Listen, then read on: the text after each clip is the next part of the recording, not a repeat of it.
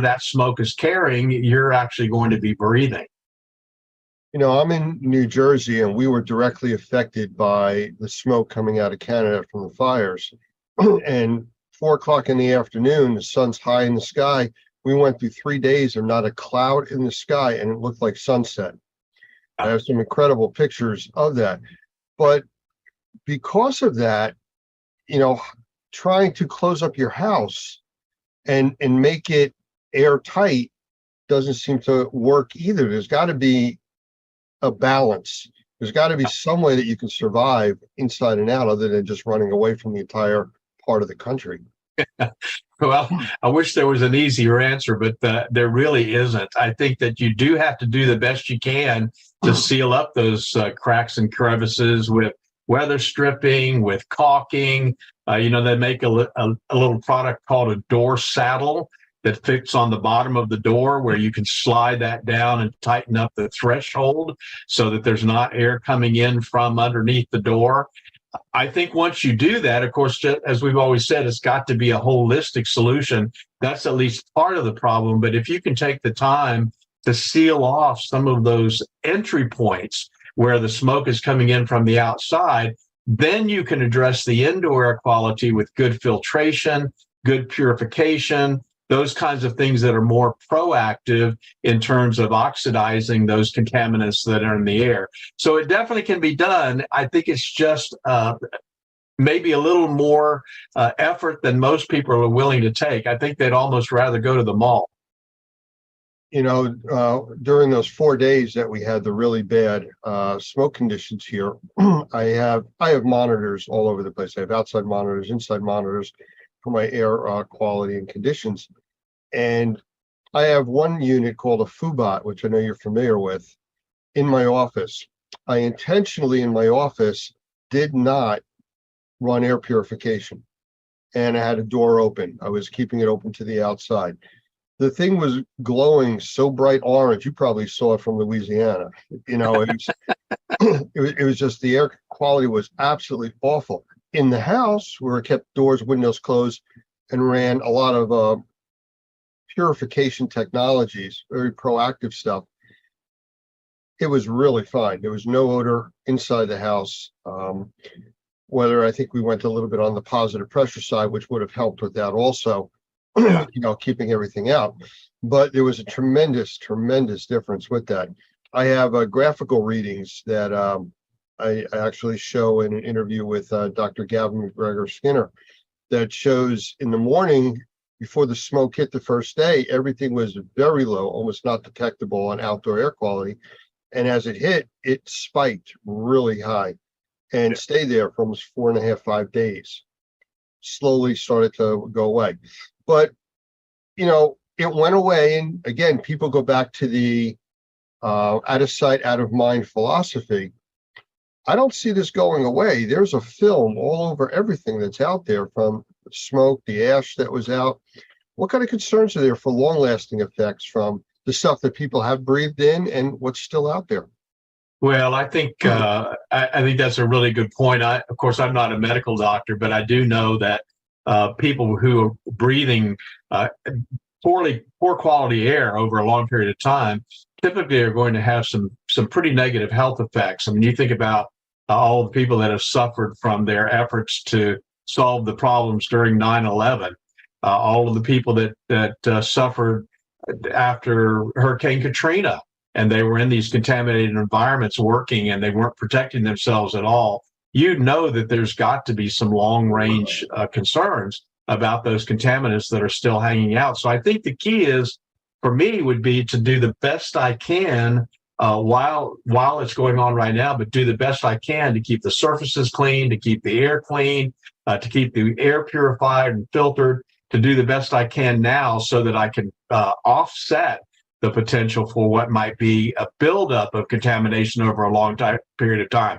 I remember reading several years ago in Reader's Digest about a single cigarette producing over 4,000 chemical gases, 43 of which are carcinogenic. And the article went on to say, interestingly enough, that secondhand smoke that a person would be breathing who's not smoking was in some cases more dangerous than the person who was smoking, that it was affecting the person who was breathing that smoke worse than it was affecting the person who was actually doing the smoking. So I think there's a lot for us to learn long term, but at least to begin with, I think the answer is, what can I do right now to make sure that I'm creating the cleanest environment that I possibly can? Because one of the things that I do have control over, may not have any control over what's going on outside, but I certainly have control over what's going on inside. And you know as well as I do that there are ways that we can do that will make sure that we're breathing the best air that we can breathe in spite of what's going on outside. I just want to change directions real quick because I did another episode with Dan Reese. He's let me get his title. He is a wildfire strategist and an aviation advisor dealing with wildfires. And we spoke at length about some of the things that are going on out there, the lack of education, what people don't understand and know. And I said, what are you concerned about? And he talked about the two different types of wildfires. One is where it's burning a forest, putting smoke in the air from the trees, the brush and stuff like that. The other type is when it's burning a forest and starts burning homes and businesses and factories and putting all of these other unknown chemistries in the air. Right. It takes it to a whole nother level. Now, in my area, they were talking about every news channel wearing your N95 mask or your N100 mask. Well, that's fine for larger particulates, but it's not going to do anything for the gases or the chemicals that are in the air. They go right through it like you're not wearing a mask whatsoever. Where's the concern on that?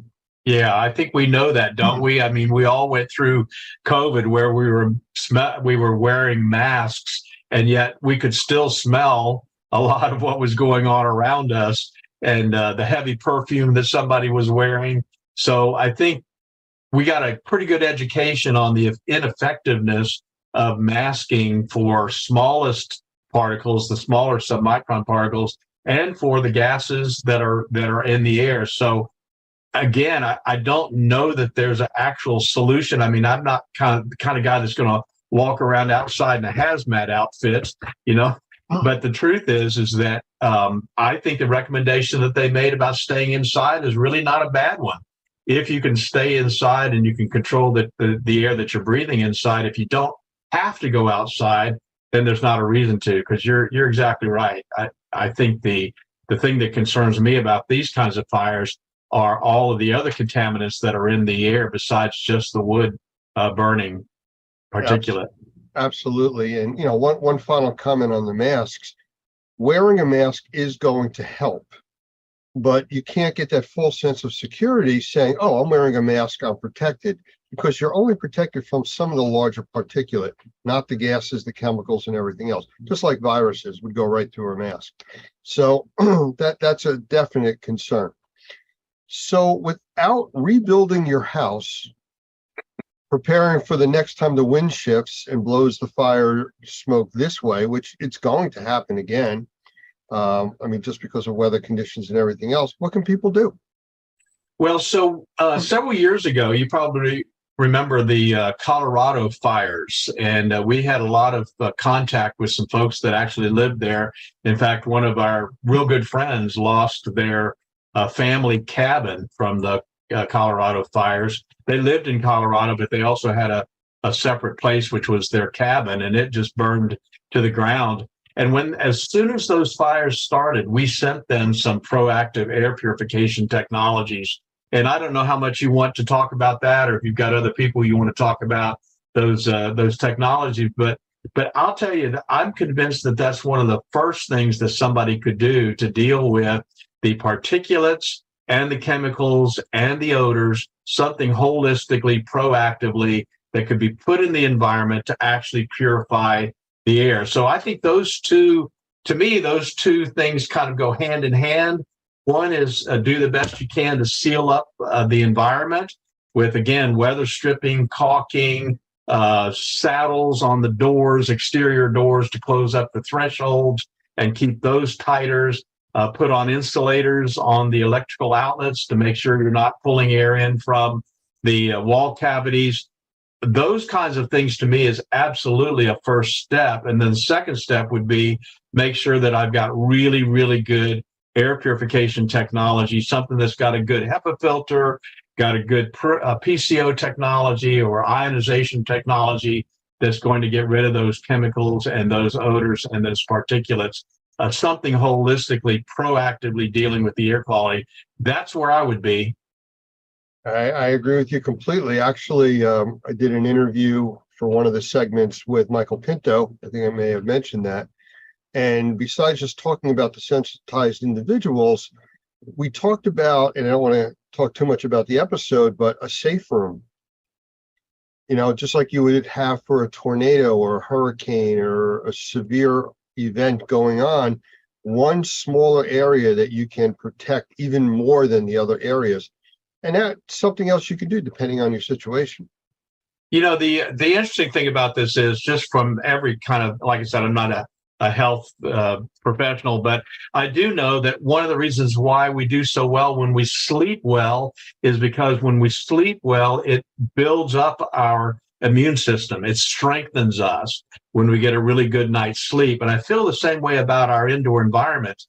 If I can create a safe environment in which I can breathe good quality, clean air, at least as good as I can, compared to what might be going on outside, or just like drinking purified water over a long period of time, when I'm exposed to that bad water at the restaurant or somewhere else, one time, it's not going to affect me because my immune system is strong enough to be able to deal with those periodic times that I'm having to deal with contamination.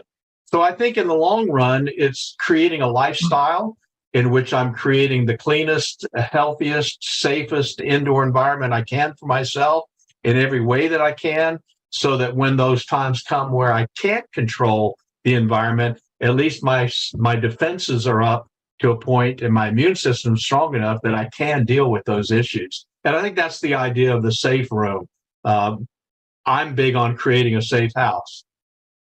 And I agree. You know, it's like layers of an onion. You just keep putting more layers of protection out there to help and keep you in the best possible situation that you can be in. That's right. So Mayor, I believe it was Adams from New York City, talked about good filters or putting a filter in their house. Again, it's a step, it's a layer, but does it really deal with all of it? No, and I think that's sometimes the wrong impression is left. I remember back during COVID, you probably remember too, Dr. Fauci talked about going and getting a filter.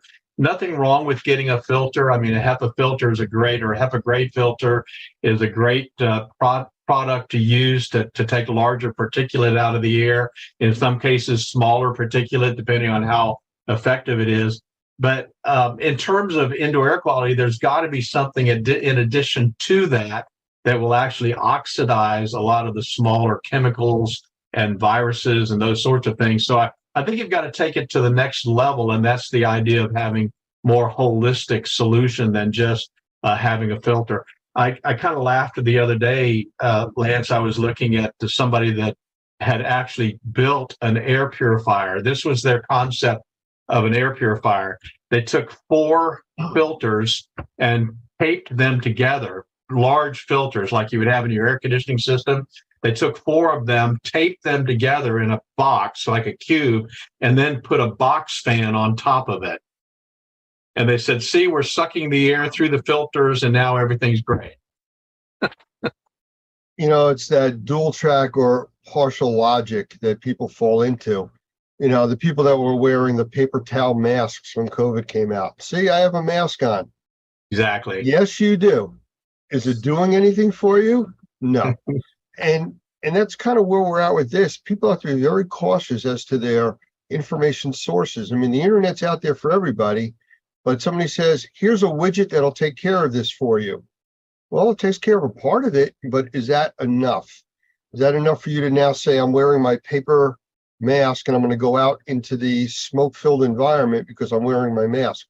Yeah. It does nothing for your eyes or even filter anything. So it's a concern that people look for reliable sources of information, and think through the process. Again, the dirty glass of water, the cloudy water, you're not going to drink that, but if I filter it, the chemicals are still going to be in there. You're Right. just not going to see Yeah. the sediment that makes it look bad. Same thing with the smoke.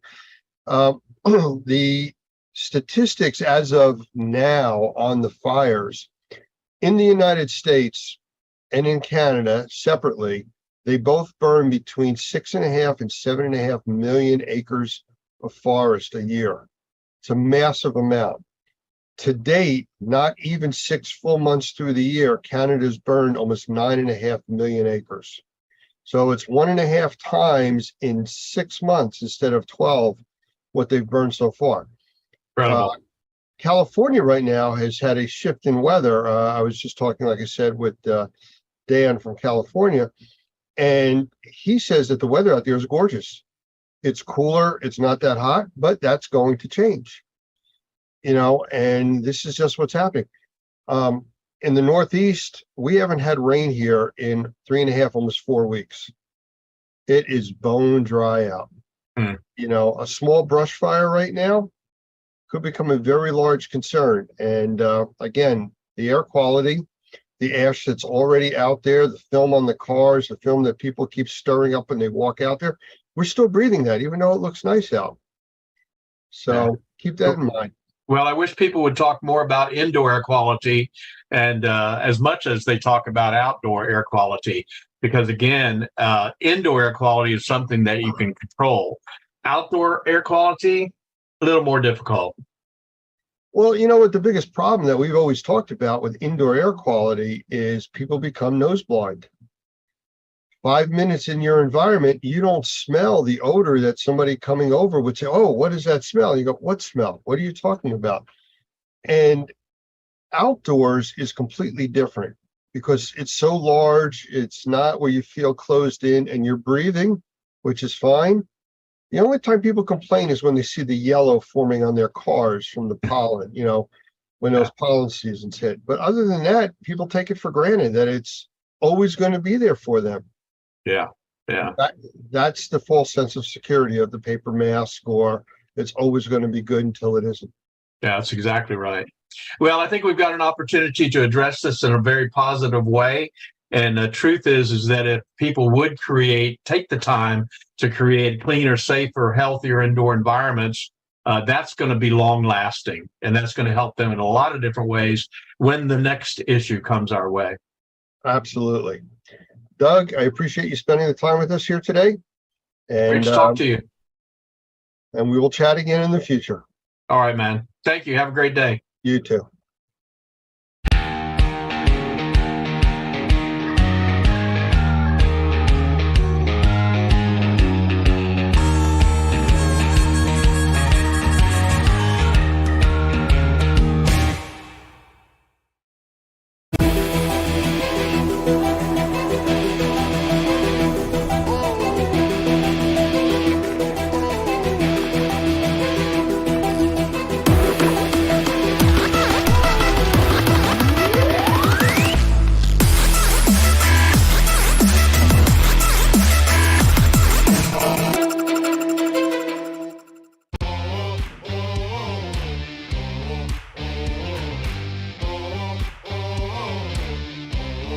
Hello and welcome to episode 26 of Trade Talks Unlocking the Experience. I am Kayla McGowan, editor-in-chief for R&R and responsible for the sessions at the Experience.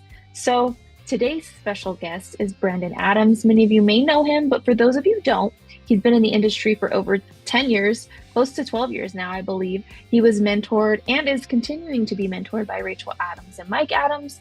He started his career very young by cleaning fans. He's also worked very hard to get to his current position. He's certified by the IICRC and holds Master Water and Fire and Smoke designations with the IICRC, as well as mold remediation specialist. He's committed to continuous learning and teaching in our industry. Not only that, he's attended several ASHE classes, including Train the Trainer for ICRA 2.0. He teaches ICRA classes to contractors and hospital staff. And on top of that, He's an industrial hygienist for indoor environmental management for the past 6 years. Lastly, he specializes in mold and fire remediation projects, and he is a great asset to this industry, and I can't wait to see what the next 20 years holds for him. So, without further ado, please welcome Brandon Adams. Hello, everybody. Just here on an interview, waiting to answer some questions. Yeah, I'm excited to have you. Thank you for joining us. I know a lot of people may know who you are, but for those of you who don't know, can you give them a little bit about you and how you actually got started in this industry? Yeah, for sure. So, having parents have always been in the industry, I've kind of been in it since I was born. So, my mother and father is Rachel and Mike Adams, which my dad owns a restoration company, which I've worked for ever since I started working in high school. And then my mom is industry known for her being the mold queen, right? She teaches all the AMRTs and everything, and so all both well known in the industry, especially my mom. And having been taught under both of them has help me a lot becoming a better professional and everything.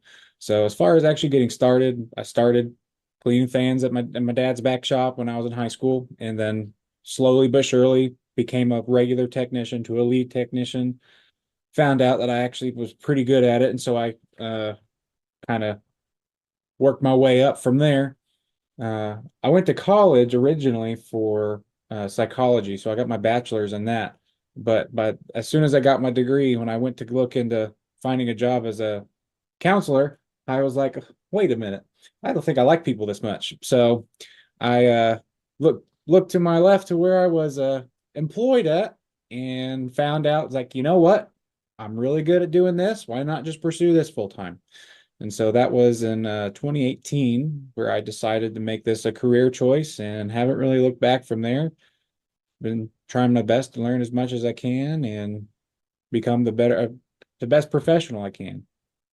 Yeah, I will say you've done a great job so far. I think the mentorship you've had from your parents obviously does help, right? I think Mhm. they both have their own careers and have set their own legacy, right? And I think that's what you're going to ultimately do at the end of the day. So I was going to ask you how you chose this career, but I think you kind of already nailed that. And I think it's interesting that you say, I don't really like people that much, but are you able to utilize some of the stuff that you picked up in that? Surprisingly, yeah, I use it a lot. A lot of it's in my personal life too, because I mean, as far as mental health goes, I mean, I've struggled with my own things. My wife has struggled, still struggling with her own things, and having a that perspective really helps in my personal life. But when it comes to my professional life, it's really helpful to help be empathetic and understanding of other people's situations, learning what people may go through, some of the mental things that uh they may be dealing with and how to approach it. And it's helped a lot with that.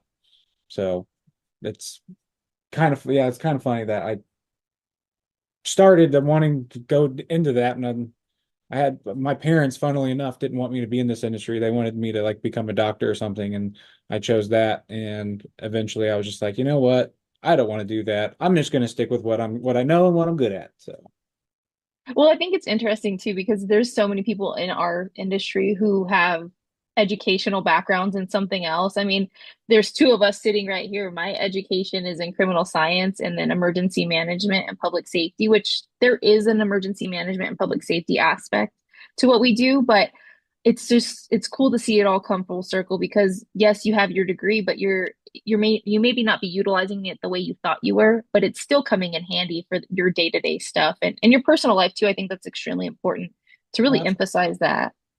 honestly, there's a lot of classes that have a lot of value in now, looking in hindsight. Like, for example, all my microbiology classes, I think I took two of them, and they've become invaluable to me among some of the other classes I've taken. I think one of the most important classes I think I had taken was my business writing course, which hated the class, did not like it at all, spent half of that semester deathly ill, and I still took away more away from that class than any other class I'd taken. So it's just looking back, I really appreciate my time in college, and it really helped me. develop, not just technical and knowledge skills, but also as a person. And so I don't regret it at all. I do kind of wish I pursued a degree in like industrial hygiene or safety, but still really happy with the education I have. It just means I get to go back for more eventually when it's not so expensive. And I was gonna say, when you have time, right? Like That's it. you're Yeah. busy as it is. Right. Well, I think it's cool to hear that because I think there's so much in depth that we could talk about mental health and all of these things, right? Like especially with our job, that it does come with our job essentially too. There's burnout. Burnout leads to mental health issues, and sometimes we see stuff, especially when people are going through catastrophes or a loss in their family or whatever the case may be. So, I think it's really cool that you're still able to utilize, what you learned and it still sticks with you. Like, man, Mhm. I really hated that class, but it probably actually paid off in the long run, right? Absolutely. Now there are a few classes that don't really help me now, but I still loved, but that's just part of it. Yeah, and I think it's interesting. You said, my parents didn't want me in this industry. They No, wanted they me to didn't. go explore. And Yeah. look where I ended up, mom and dad. Yeah, they wanted me to become an anesthesiologist and make just all this money, and that didn't happen. I looked at what the requirements were for medical school. I'm like, that seems like a lot of work. Well, I was gonna say you work so long before you ever really get to experience it on your own, right? There's extensive training, there's certifications, not to mention just the schooling, right? I don't know Right. if it is it minimum of 7 years for anesthesiologists as well. It's 7 to 8 with another 8 of residency or something crazy like that. So you're like 40 Wow. by the time you're ready to actually become a full-blown anesthesiologist. That is so crazy, isn't it? And man, I'm so glad that it came full circle though, because I know you're making your parents proud and also the industry, right? I think we are setting the tone for not just our generation, but future generations. And what you've learned and what you're applying does play a huge role in that. So, thank you for that. And leading into this, I know you love to learn and you love to teach. You're actually speaking at the experience. Can you tell us a little bit about what that topic entails? Absolutely. So one of my niches that I've found myself in is healthcare work. And so I'm going to be speaking about ICRA 2.0, which is infection control risk assessment. And the 2.0 is just like it's the second version. And it's something that was developed by ASHI. Uh, and so I've basically taken that, learned from it, work in hospitals. Still currently, I still project manage over hospital projects quite frequently. And here soon, I'm going to be teaching it. I'm going to be teaching classes in our new mock hospital facility, which is going to be pretty cool. And having learned that, I want to, there's a lot of people in this industry that don't quite understand the difference between hospital work and regular restoration and remediation work. Because with hospitals, it's another ball game because some contractors may deal with the one-off immunocompromised person inside of a house that has a mold project. Well, that's hospitals, but all the time. And you're dealing with people that it just takes a stray particle to just not only make them ill, but to kill them. And so it's why taking all of the necessary precautions is so important. And a lot of contractors aren't really familiar with how to do that. And so that's why ICRA is so important to our industry and to learn from to help restorers not only get their foot in the door in hospitals, but know how to do it well and to stay there. Because I mean, I've heard several times that a lot of contractors that work in almost exclusively healthcare or hospitals say you can retire on healthcare and hospitals because of how profitable it can be. But to get there, you got to know the work and how to do it. So that's why the process is so important. Yeah, and I was definitely going to say, I think if anything we can apply this to is the pandemic, right? Mhm. This stuff like this would have paid off for our industry professionals because there was a need not only in hospitals but commercial buildings. There was just all of these standards and regulations that people wanted met, and I think a lot of it does fall back into that space of ICRA 2.0 essentially, to be completely honest. And it also will pay off in preparation, right? I hope we don't ever live to see another pandemic, but it's always better to be prepared than react because when you react, you make mistakes. And I think that what you're talking about allows people to understand the intricacies, the importance, regulations, rules that are different in specific spaces. I'm excited. I think it's going to be great. I hope I get to sit in there and learn from you and maybe ask you some questions. That'll be so much fun. Yeah, absolutely. Um, and speaking of the experience as a whole, I know you get to handle some stuff inside the restoration pavilion. And hands-on is so important in our industry.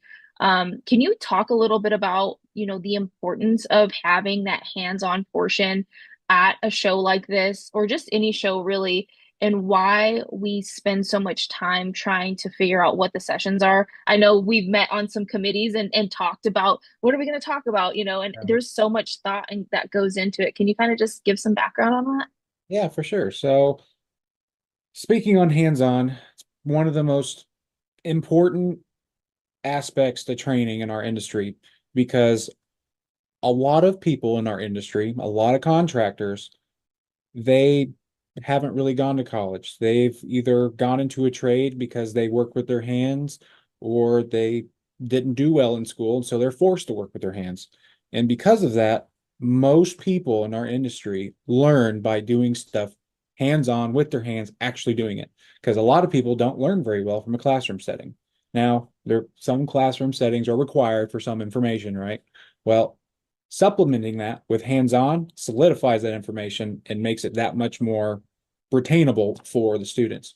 And so when it comes to hands-on in the trade shows, one, it's more engaging, it's more fun, it's more memorable, helps people learn little tidbits about the industry. For example, what we're going to be doing in this upcoming experience is the restoration pavilion is going to be covering a loose topic of building science, right? And I plan on speaking about thermal cameras and how to use them for inspections and how they work and why they work. And the idea is to get a bunch of different cameras for people to come in, try to find some water spots, some on the built assembly that they have there, which should be pretty fun and pretty interesting. And it helps people if they can actually hold a camera in their hands and actually see what I'm talking about, right? And so you just, like I said, makes it more fun, more engaging, more entertaining. Makes it feel like it's worth your money coming to one of those trade shows because they're not cheap to get to. As far as a classroom setting goes, it's like I said, even more important to provide hands-on, which that's why the AMRT is so important to have that hands-on class. Because if you didn't hand build a containment, it's not something you can learn while looking at a slide. You have to do it yourself. And another example is the trauma and crime scene cleanup technician class, where it's not mandatory to have hands-on, but every class is going to be better if you do.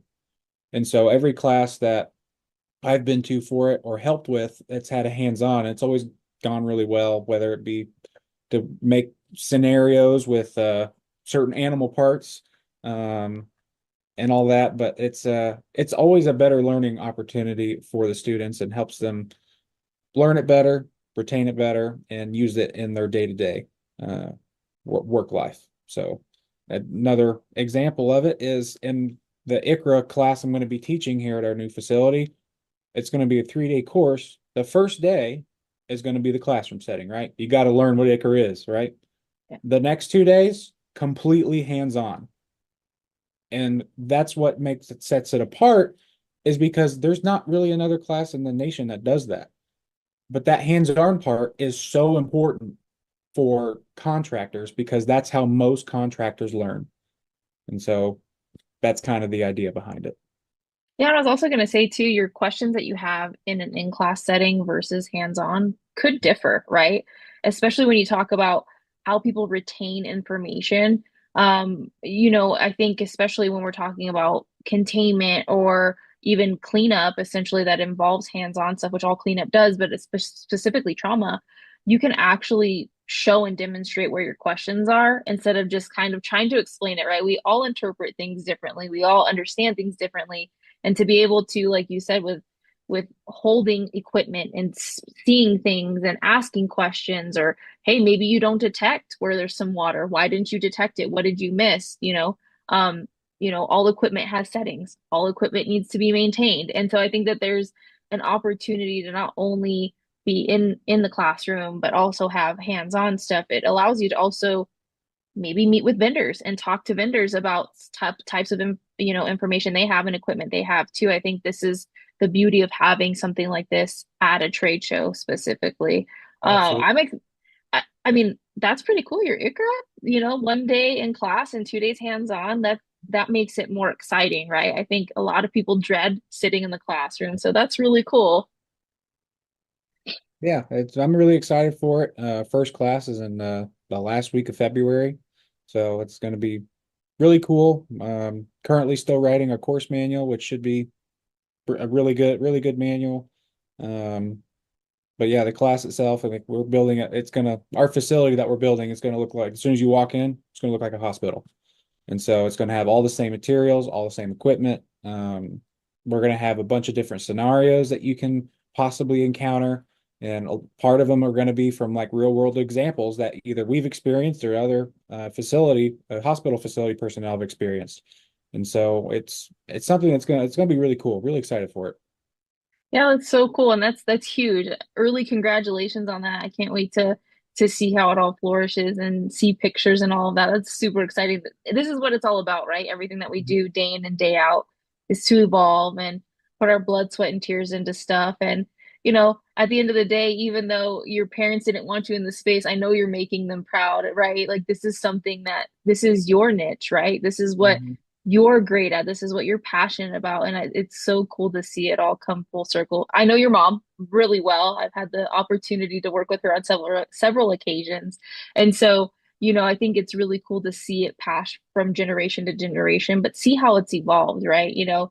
Maybe for you, you'll pass it on, you never know, intentionally or unintentionally. So that's really cool. So I'm excited to have you at the experience and see everything. But this wouldn't be a trade talks without asking a fun fact question about yourself. Doesn't have to be related to the industry, but what do you think is a fun fact about you that people may be surprised about? Well, I have I'll give you a few. How's that? I have three cats and I have a snake. It's a little corn snake. Uh, and I right below her cage is right below my collection of Legos, which I have a bunch of space Legos like that are massively huge that I have on display. And that's one thing I really like doing in my free time is building the really cool Legos when, I have the money to spend for Legos because Legos are expensive. You're telling me our almost 10-year-old, anytime a new Lego comes out, it's like, oh, how much is that one gonna cost? Uh, Mhm. because the beauty of Legos is, yeah, you can put that set together, but you can also deconstruct and make your own, setting or use your imagination, or, maybe you'll make your own rendering of your new facility in Legos. Hey, you never know. That'd be a project, that's for sure. No promises on that, but that's really cool. Is there any animal that you would want to have that maybe you can't have? Obviously, we can't have all the animals in the world here, but what is like your dream animal? Absolutely. Right now, it's me and my wife's dream animal is to get a Doberman. It's our favorite dog breed, and we love the breed. We love how smart they are, but unfortunately, dogs are very expensive, and they're also very needy, meaning that you have to let them out frequently, and we're just not home enough to take care of a dog, and that's just it's a dream of ours to eventually have one, but it can't happen right now. Well, and they're so loving too, and they train really well. They're very protective, which most dogs, all of them are if you train them properly. I hear you. We have 3 dogs and 2 cats, and I don't know what's worse, the cats or the dogs, depending on, the supplies you go through, the vet visits and all of that. But we love our animals too, and that it's like a common thing that we all have, right? It's animals or Legos or maybe sports. And, I think that's really cool to learn fun facts about each other. People probably didn't guess Lego though. I wouldn't have guessed Lego to be completely honest. Yeah, I like the really big, complicated sets. Like I got the Challenger, I got the Apollo rocket, I got the space station, bunch of the really cool, big, complicated ones. Yeah. Okay. So, question for you: do you glue your sets together, or do you just risk it for the biscuit? If it falls, it breaks. Risk it for the biscuit. I have had a couple of the car ones that my cat knocked over and broke, and I'm just like, well, I guess it's staying broken now. But yeah, I try to keep them elevated, like way, way, way up, so they don't get knocked over. I've thought about gluing them. It's probably something I should do. I just haven't got around to it, but probably a good idea. Yeah, what's your biggest set you've put together? I think the biggest one is the Lord of the Rings one. It's the Barad-dûr, so it's the big tower with the eye. That's Yeah. probably the biggest one that not only do we have, but the biggest one I've ever built because it has the most pieces. It's massive. It's like 3.5 feet tall. It's got a bunch of moving parts and stuff that moves in it. It's really cool. So I was gonna say patience and attention to detail are two skills that you definitely have because Yes. we put together the upside down house for Stranger Things. And by we, I mean my husband put it together. I was observing because I was so frustrated. It was like 3,500 pieces. And I was like, Mom does, 200-piece Legos or something. 3,000 lost me. So yeah, I totally get it. But that's really cool. Hopefully, in the future, not setting any standards for you or anything like that. You build a model of your Mhm. facility. Um, well, thank you so much for joining me today. I really appreciate it. And for anybody who's thinking about going to the experience, here is another reason why we're just diving into all the things that are relevant for us and even the future of our industry at the experience. The experience is April 8th through 10th, and it's at the Charlotte Harbor Convention Center in Punta Gorda, Florida. And you can register at rnrmagonline.com. And if you'd like more of our content, of course, as always, you can check out our videos and podcasts, not only on our website, but YouTube, Apple, and Spotify. And again, a very special thank you to Brandon for taking his time to meet with us today. We really appreciate it. This is Trade Talks Unlocking the Experience. Thank you for joining us, and we can't wait to see you.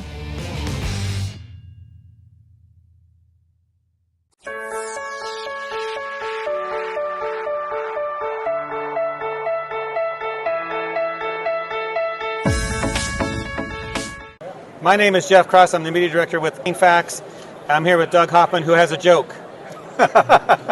No joke for you. Okay, let's get serious though. Okay. There's some big news coming out of Normie. There is huge news coming out of Normie. And if you can read this, you can get kind of a hint of what it is, but there's a full press release to go with this video. Yeah. But Doug, there's something exciting. What's happening? It's just incredible, Jeff. I think since we started Normie in 2004, I came out of the construction industry, and we know how important it is to clean up the built environment, to make sure that the built environment is the way it's supposed to be, as clean as it can possibly be. In fact, I used to tell people that we were kind of like the first responders, in terms of cleaning up the environment, because we know it affects people's health. We don't always know why, but sometimes the headache that somebody has is not the boss. Sometimes it's the building. And so we've always felt like there was a way that we could somehow connect what we're doing with the medical industry, even though we always told everybody we fix buildings, not people. Well, the medical industry has always been on the other side saying we fix people, not buildings. And there's been this disconnect, the built environment and the medical industry. It's finally come together. That's too good to be true. It is. It's going to change the world. It really is. And this is part of this. That's exactly right. We've been in contact with the Dr. Andrew Heyman, who is one of the leading experts is with CIRS, the Chronic Inflammatory Response Syndrome, protege of Dr. Shoemaker, and which most people know if they're in that industry. And he looked for the opportunity to help us with our protocol for dealing with those sensitized individuals. We've been training on this for a year or for several years with Michael Pinto and our sensitized individuals class. We've made a big deal about trying to get our guys to understand how important it is because that population's growing.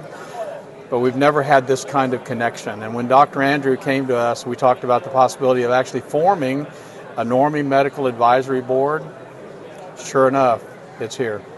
How is this going to impact our industry and the players in it, the contractors? Well, I think the connection is interesting because it's really more of a training kind of connection, because what he wants is he wants us to come into his world and try to basically an awareness concept of how to deal with the environment as it affects someone's health. And then he wants to bring his world into our restoration world and say, look, you need to be considering the possible effects of a bad job on a client. So it really starting with the training, which I'm excited about because that's what I love to do. But that's what it's going to start with. We're going to start offering training that's more of an awareness program for the medical field, as then he trains our guys on how to deal with the medical problems that they're dealing with. So from a layman's viewpoint, here I am, layman.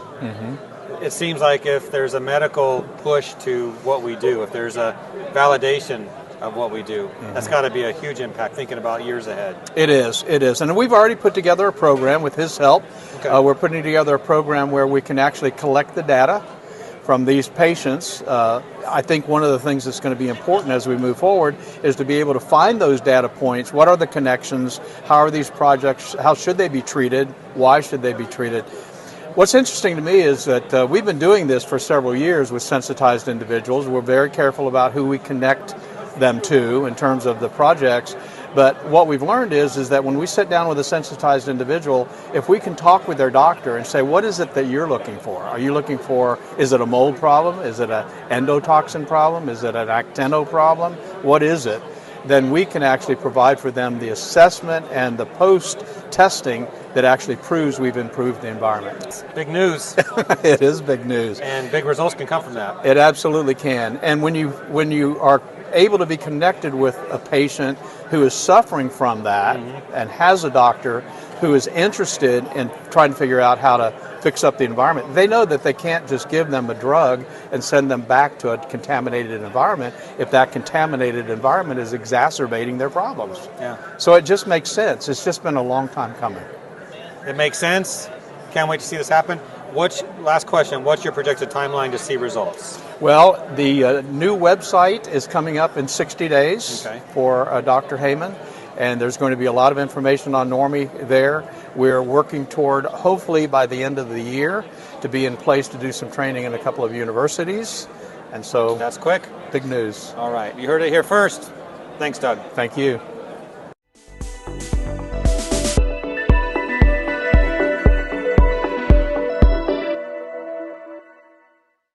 Hello again, everyone. We are back here at the Experience, a trade show, and I have Mark Rattaco with me, and you can hear a lot of banging in the background. They're doing some live demonstrations. And Mark, you're from Respiratory Air, and I think that's the easiest way to describe it. What is that? So Respiratory Labs, we do airborne and surface mycotoxin testing. So we're really at the cutting edge of analyzing the indoor space for both air and surface to see what the levels are. And forgive me, it's Respiratory Labs. I said air because my next word was air, and again, these guys are banging with things behind us doing demonstrations. So Yep, sorry about that. Absolutely, Respiratory Labs. So Where are you located? we're located in Oregon. So, and Now, are you on that specific time? we are on Pacific time, but I'll tell you what, I get calls 5 o'clock in the morning and all the way to the 7 o'clock at night. So whatever people need, we're there, we're available. People have questions after hours, we're there to help them. And the specialty type of service that you provide, what is it exactly? Well, the real key this day is now looking at the actual air itself for these poisonous mycotoxins. And now that we can actually look at the air, what we're finding is after remediation, we're finding these elevated levels of mycotoxins. So the industry as a whole, I really believe, really needs to start looking at, not only doing the spore trap sampling, but combining that with mycotoxin testing. When a homeowner gives you a call, what are they looking for? They're really concerned about the mold in their home, the health of their family, their children. And when you're looking at the health of the indoor environment, it's just not spore trap sampling. It's also looking for the mycotoxins. So to do a really good job and evaluate that structure, we need to look at spore trap and combining that with mycotoxins to see what the health risk is for mold. Now, we talk about mold and microbial contamination all the time, but mycotoxins is a little bit newer to the people that we normally deal with. And when I say deal with, I'm talking about contractors. Could you give a little more detail on what mycotoxins are? Yeah, absolutely. I mean, I used to do about 4,000 mold assessments or remediation projects a year prior to selling my company. And I was always frustrated because after I did a job, I would have some customers that no matter what we did, they couldn't go back into that home. looking back at it is because we left the mycotoxins behind, but we had no ability to test for it. Now, these mycotoxins are actually produced by the molds, and it's a defense mechanism when they're competing against other molds for resources for survival. The problem that we have is the way that we currently do mold remediation, we actually have and are increasing the levels of mycotoxins, and we don't know about it unless we actually do the testing. So you had just said a defense mechanism. That's defense mechanism to protect the mold or itself. Yeah, from other molds and other bacteria.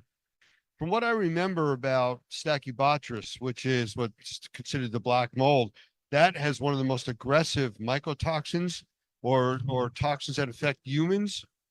Well, there's a lot of different mycotoxins that affect us. All right. Aflatoxin, ochratoxin, the trichosin group.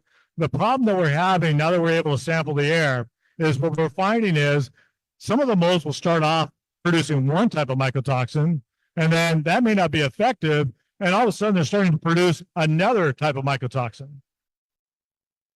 So it's changing to its environment to protect itself. Exactly. So it's really not about the species of the mold itself. It's actually about eliminating the mycotoxins. Are the mycotoxins common across different types of molds? Same type, or are they all different? Well, they'll be a little bit different based on the species of the mold, but again, some of them will produce more than one type of mycotoxin.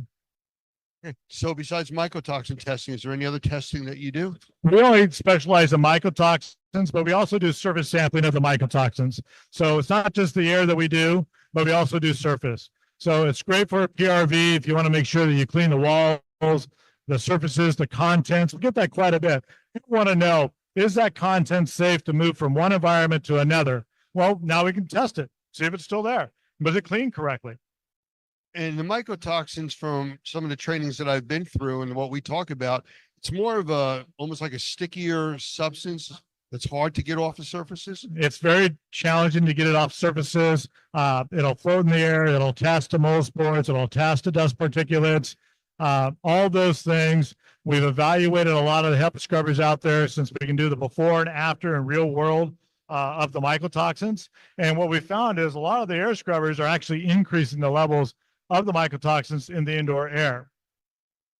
As far as the mycotoxins go, do you guys do susceptibility type of testing on them, like what they're sensitive to or what works on them? We don't do any of that. We're just strictly looking at the environment itself for the mycotoxins. So, for us, it's about giving some guidance to the indoor environmental professional, the functional medicine doctor on what those levels are and when it's going to benefit that homeowner to spend the money to do the remediation. Because we're going to compare it to background levels. Background levels for us are homes that have had no history of mold, no history of water damage, and no history of an individual with mold sensitivities. And we found background levels of mold in those environments.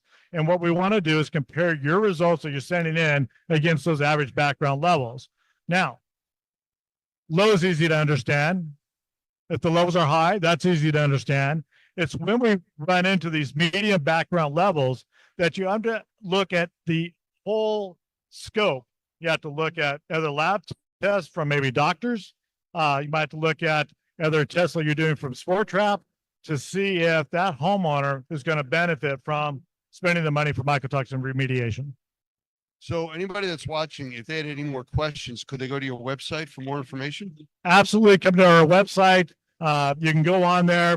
We do presentations on Mondays and Tuesdays to explain a little bit about our testing, why you want to test, how it becomes airborne, all those different things. We spend an hour doing that. Additional follow-up questions, just reach out to us. What's the website address? It's RESPIRARELABS.com, respirarylabs.com. All right.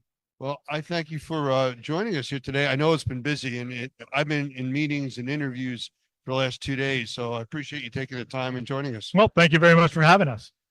We'll chat again.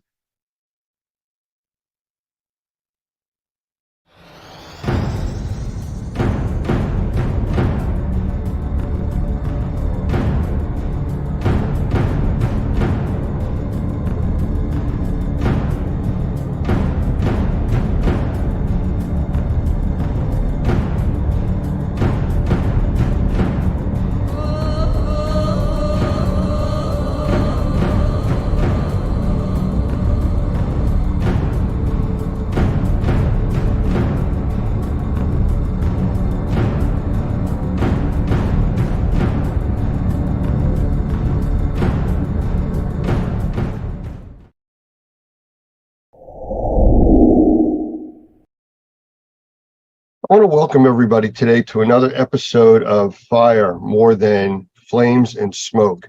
And we have a special guest today, Alan Johnston. He's the founder of Green Tech Environmental, and he is a wealth of information on the science and technology side of controlling odors, controlling airborne and surface contaminants. And I just find it a privilege to have him here with us today. So Alan, if you'd like to say a quick hello, we'll get started. Hi, Lance. Privileged to be with you as well today. Thank you very much. Can you give us a real brief background, a little bit as your background of where you've come from and how we got to this point today? Sure. My background is engineering. I'm a graduate of Purdue University in Indiana in electrical engineering, and I worked in the aerospace industry for 15 years on some exciting programs involving NASA, the space shuttle, and a lot of different missile systems that protect our country. I had the opportunity to enter the air purification industry in 1997, now over 25 years ago. And it was really a combination of factors, but one that really drove my interest was the loss of my mother, who ultimately passed away from mold exposure in a school that she taught in.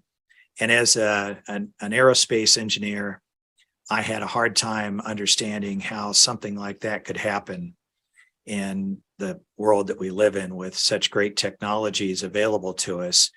And so I've dedicated the rest of my professional career to finding technologies that solve the problem of indoor air quality and do it in a way that really mimics the way that the nature cleans the air outside. Well, I don't know if you really know how many lives you've actually reached, but just from the technologies that you've worked on and put out into the market, it's countless. So I want to thank you for that. I know how it's affected my family, my friends that use these similar types of technologies. So again, thank you for all of that.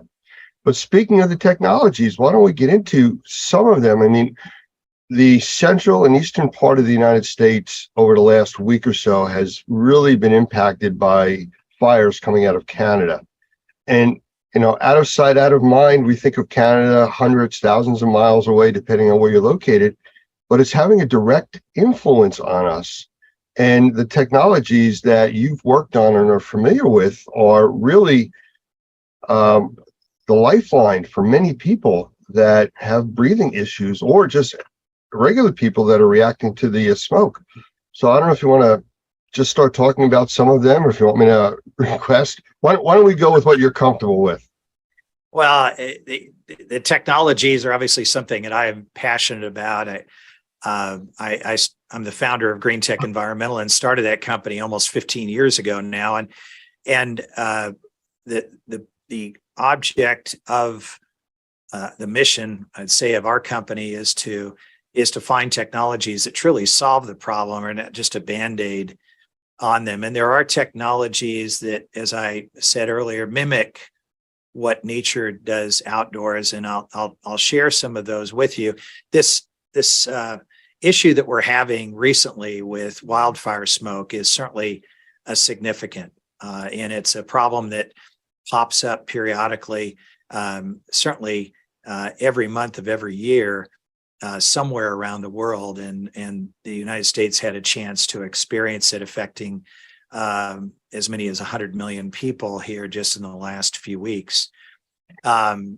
It is toxic. Can I interrupt you for 1 second? Because what you just mentioned, affecting 100 million people in the United States, this is a part of the country that's not normally affected. But one of the things that came out of this, because of the thickness of the smoke, we actually got a glimpse into what the starting of a nuclear winter would look like. And, it affected the overall climate. In New Jersey, which is where I'm from, the average temperature this time of the year is normally 80, 85 degrees. When the smoke was as thick as it was for those 4 days, we barely got to 70 degrees. It lowered the temperature almost 20 degrees a day. So it made a big difference, and that affects things going forward. makes a huge difference. And we see the same from volcano eruptions, although not something that we often see here in this country, but in other parts of the world, not uncommon. And it's a scary situation, but from what affects you and I and what we're really concerned about, our health, the effect of what the constituents that make up that wildfire smoke, more than just what we can see, it's the chemical compounds that are inside of that smoke that are of real concern. I have the privilege to be on multiple boards of committees with ASHRAE, and ASHRAE is the standard that is set for heating and air conditioning and indoor air quality. And one of those standards is 52.2, which is the standard for filtration. And what you hear most about when someone talks about the concerns over health and wildfire smoke is PM 2.5 or particulate matter at 2.5 microns. And that is just one size particle. Obviously, wildfire smoke contains particles of virtually every size, up to particles that we can see very clearly. But scientists have really focused in on that one size because it's one that they measure and have identified as one that can get into our lungs and get absorbed into our bloodstream and have a dramatic health effect.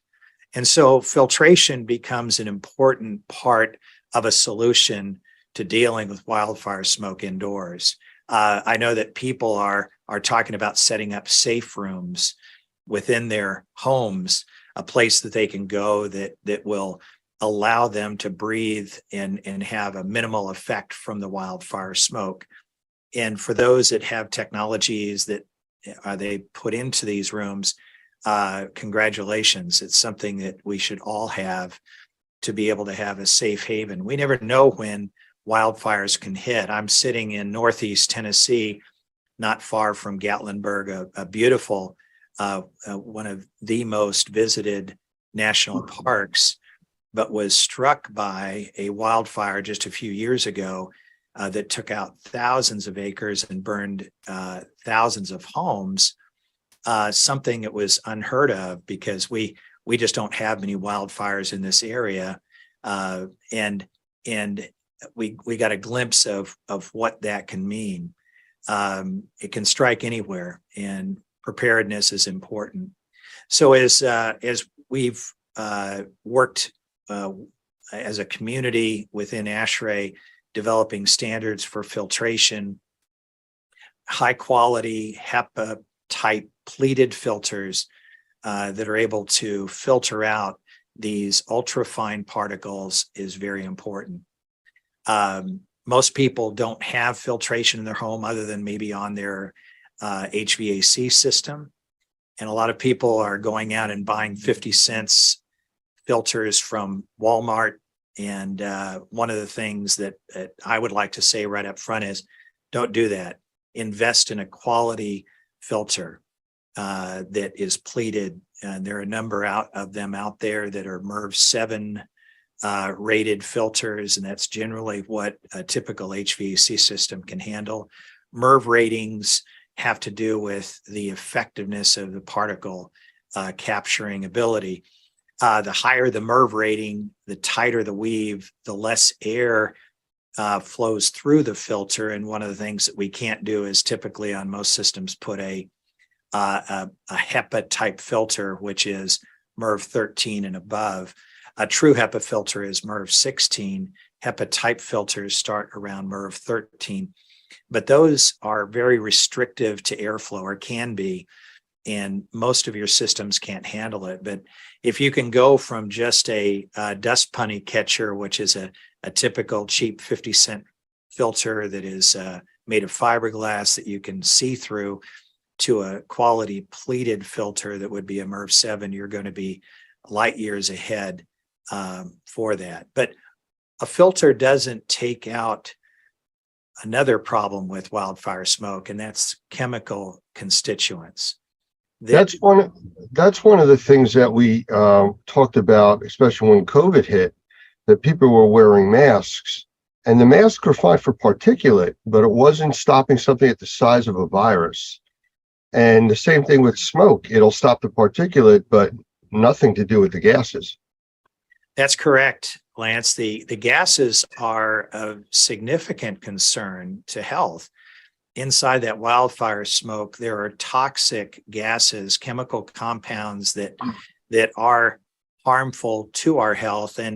And for the most part, we're able to deal with lots of issues, lots of chemicals that we get faced with. Our bodies are wonderful at being able to deal with those, but as we get exposed to more and more chemicals, which we are, chemicals that come through our skin from laundry detergent, chemicals come from the cleaners that we use in the indoor environment to clean, to sanitize, which is great, but those chemicals get in the air and we breathe them in. And it's not a surprise that today the CDC and EPA are saying that over 15% of our population have chemical sensitivities. In other words, they've been exposed to so many chemicals that their body is no longer able to deal with it.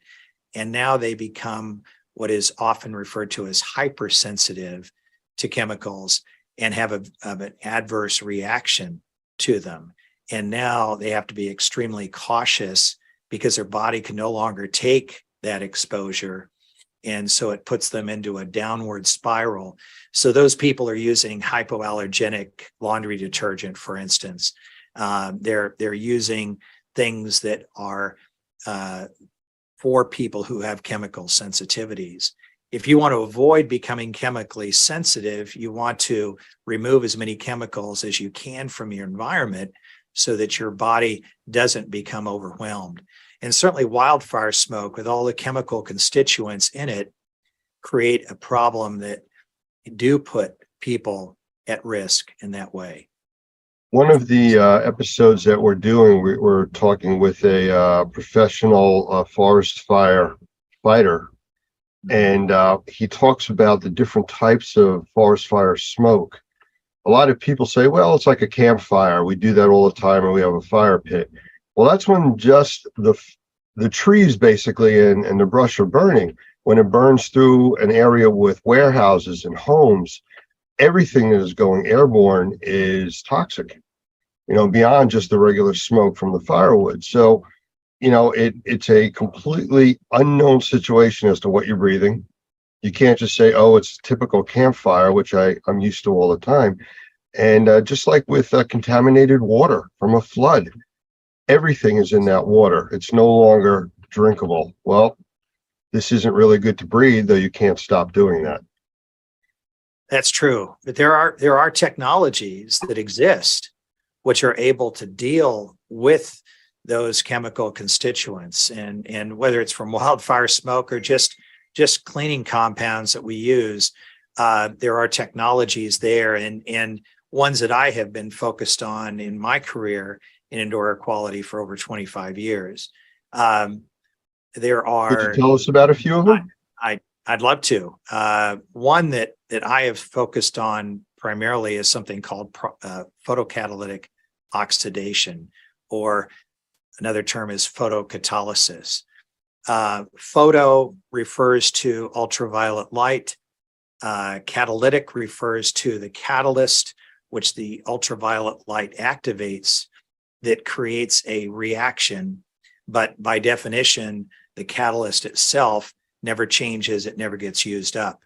What's happening is the photocatalyst, typically made of a compound that has a very high band gap energy, which titanium dioxide is the primary one that is used. It allows for the UV light to create enough energy to break the bonds of the electrons that rotate the nucleus of this titanium dioxide, leaving behind electron holes. Now, I'm getting a little deep in the technology side of it, but it's fascinating to think about because these electron holes that are left behind. I mean, the titanium dioxide, which has a lot of, it's a very strong material. It has a lot of energy that holds the electrons to itself. So when it loses it, it has a strong pull to get them back. Well, as molecules come into contact with the surface of this photocatalyst, those electrons do get pulled away, and now it breaks down something called molecular dissociation, breaks down these chemicals, and the chemical that existed prior to reaching the surface of the photocatalyst is no longer. It's broken down into its subcomponents, and it literally no longer exists. And that's the beauty of a photocatalytic system, is we can take things which are harmful in the atmosphere, put them through this system, and actually eliminate them.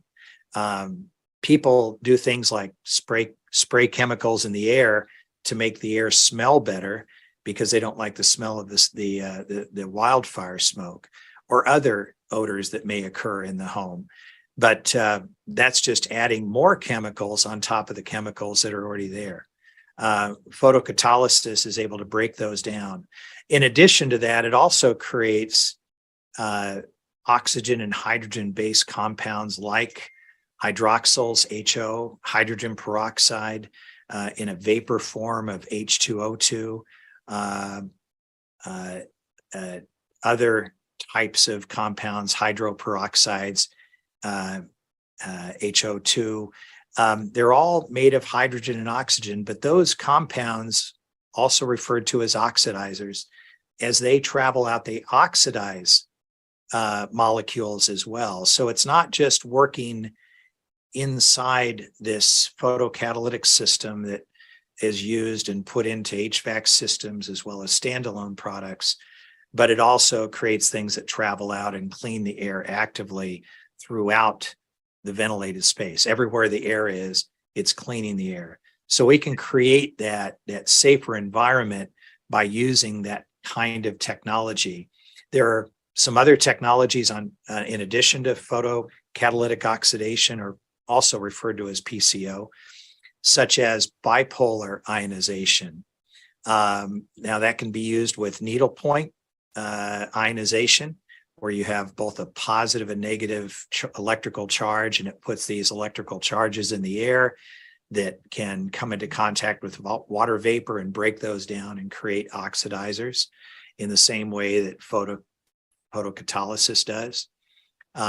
There are also DBI, dielectric barrier ionizers, which do not use needlepoint. They use a different kind of technology, but it creates this plasma of positive and negative electrical charges, which tend to last longer than just a bipolar ionization technology does. But these two travel out and are able to break down contaminants.